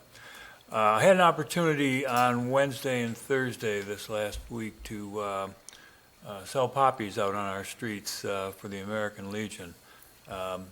It's really a pleasure to do that and to see the smiles and the people who are happy to support the veterans in this community. So thank you very much, and thanks for not hitting me. We really appreciated that part. On the second part of that same issue, in a conversation on Monday with Chief Collins, I mentioned to him that we would be out. And he called me back in about an hour and said that he learned that the homeless people were going to be out that same time. And I said, what are we going to do? Because we're committed, and I'm sure there's other people who are just as committed. Chief said, I'll get back to you. So he called me again in another hour, and he'd worked some diplomacy with the homeless folks, and we split the weekend so there was no conflicts because that would have been truly ugly, I think. So thank you very much for that. That's all I have. Good night. Thank you. I really don't have much to say except for the stuff that's going on. The farmer's market was a success. I really didn't get a chance to shop. I was running through, so I was a sweaty blob that just ran through the farmer's market. And from what the looks of it was, it looked fantastic. Good things coming along with that. Lake Street Cruisin', I'm excited because that is like a hop, skip, and a jump away from me, from where I live, and you can hear the music from my house, and it's just the coolest event. It's one of my favorites this summer. So every third Wednesday, right? Fourth Wednesday. Fourth Wednesday. Okay, so every fourth Wednesday, something to look forward to. And then don't forget about the Memorial Day Parade. Thanks. Have a good night. First of all, I wanted to thank the 8th grade boys South Lyon travel basketball team on Sunday. We showed up at Volunteer Park. There used to be 2 big piles of wood chips at the entranceway. After a lot of supervision and a lot of coaching, the boys were able to pretty much tear down those piles and actually spread them around the front entranceway to Volunteer Park. I want to thank the First United Methodist Church for arranging that. It was a lot of fun. The kids had a lot of fun, and they actually won 2 basketball games afterwards, so it was a good day Sunday. The second thing I wanted to bring up is I've been exchanging emails with Melissa Baker. She's the superintendent for the South Lyon Community Schools, and I wanted to ask this council if anyone had any issues if I met with her to discuss the SRO. I would like to join you, in fact. Anyone have any objections? None. Okay. I think until we have it funded, maybe those discussions should wait until we don't understand where the money's coming from. We don't have a budget. Well, we have a budget, but it's, there's a lot of unanswered questions. It's more of just sitting down with her as opposed to saying we're going to do it. I don't have that authority. But I thought I'd bring it to everyone's attention before I did it because I wanted to see if anyone had any Honestly, I think it should be Lynn that's involved. Yeah, the city I mean, manager I mean, she is the one that we pay a handsome salary, So and can- she needs the one that interacts with other communities, which is going to have to be involved, Then I'll that are s- full-time employees. So Fine. I would prefer personally to have Lynn. Sure. Does anyone have any objections if I go with Lynn? No. No, but she needs to be the point person, in my opinion. That's fine. Lynn, do you have any You're objections? going to I have a have no conversation objections. with her. Why do you Well, I don't need know our what's going to be permission? negotiated. yeah. Well, I just wanted to bring it to everyone's attention. Apparently, I hit a nerve because somebody's making an issue about it. So I just wanted to have a conversation I'm with her. planning on laying out a contract. Who? Okay, we Well, decided so, I mean, what the heck? Thank you. Thank you. That's all I have. Jeez. Maggie. Yes, I had the pleasure of attending the Kensington Valley Chamber of Commerce's awards luncheon, and I'd like to thank their board of directors, including our own Lynn Ladner, for a really, really inspiring afternoon. Lynn gave out the awards to 2 high school students, 2 scholarships. Lynn just gave an excellent presentation. And what a very, very warm response you got. I mean, I heard cheers. I'm sure I was one of them, but cheering for you because you just did a great job, and you're very, very well liked throughout the Chamber of Commerce area. You're one of their favored board of directors, by the way. I would like to continually or publicly thank our own South Lyon organizations and individuals for their honored accomplishments. We sometimes forget that we have some really, really great individuals living here in South Lyon. I'd like to publicly congratulate Peter Alexander. He's a longtime resident of South Lyon. He is the manager of Citizens Bank here in town. Peter won Ambassador of the Year. I know him personally, and he has done more for the Chamber in terms of public relations and goodwill and the business community than any other banker that I know. If you know Peter, Peter works almost 36 hours a day. He is absolutely instrumental in the business community and very, very well respected. And Peter, quite frankly, is just a great all-around guy. So congratulations, Peter. I'd like to thank Tamara Ward. She is the executive director of Abbey Park. I've known Tamara for a very long time, and what she has done in this region in terms of accommodating and servicing the seniors in our community.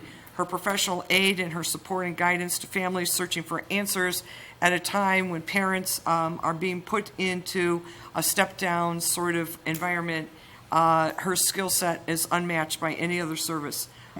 in this community. And Abbey Park clearly has a commitment to community service, and it is extremely noteworthy.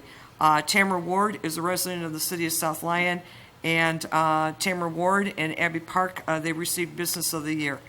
Next, we had the Knights of Columbus from St. Joseph's Catholic Church. They were awarded Organization of the Year.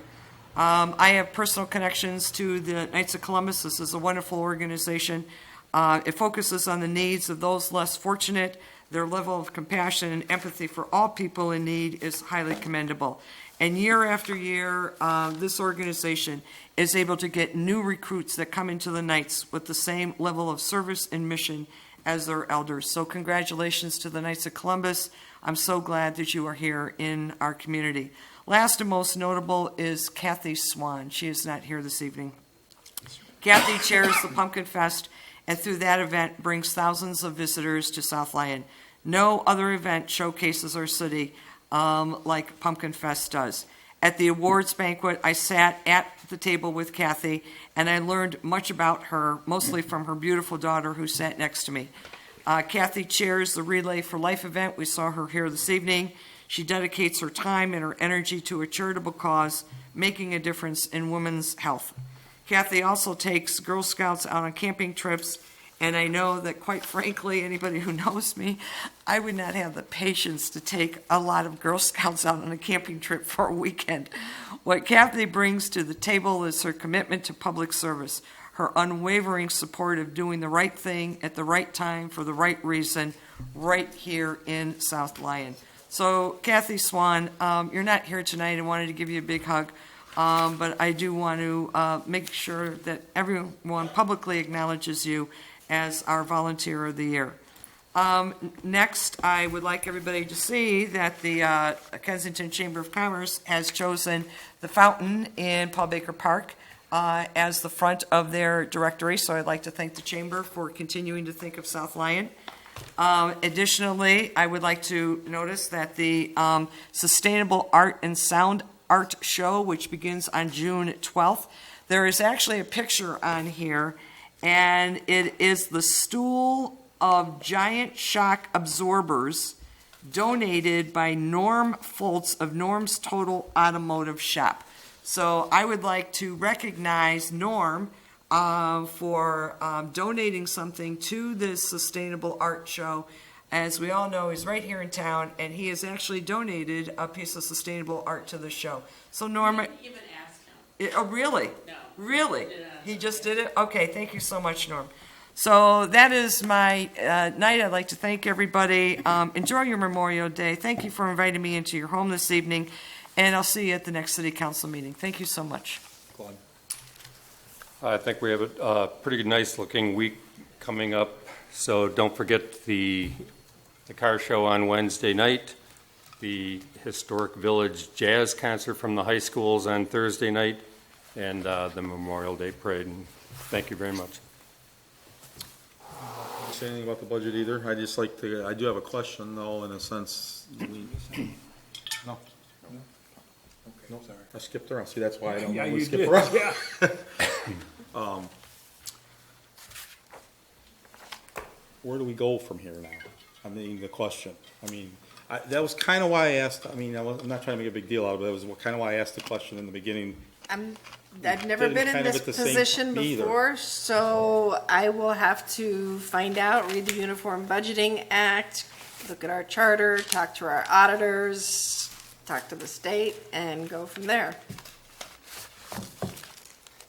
Okay. Great thing, Relay for Life.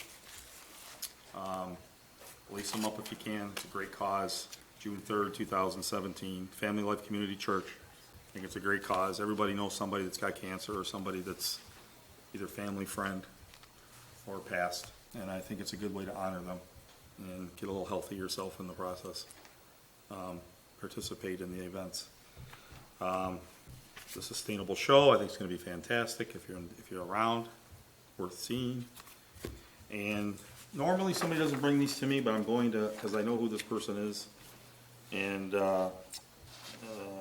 Louis John Underhill passed away, and he's going to have a funeral service on May 23rd And I just want to acknowledge that because he's been a longtime resident of South Lyon. People have been here, know who he is, know his name.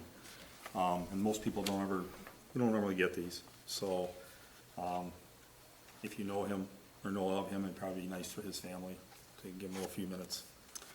With that, that's all I have to say. Motion to adjourn. Second. All in favor? Aye.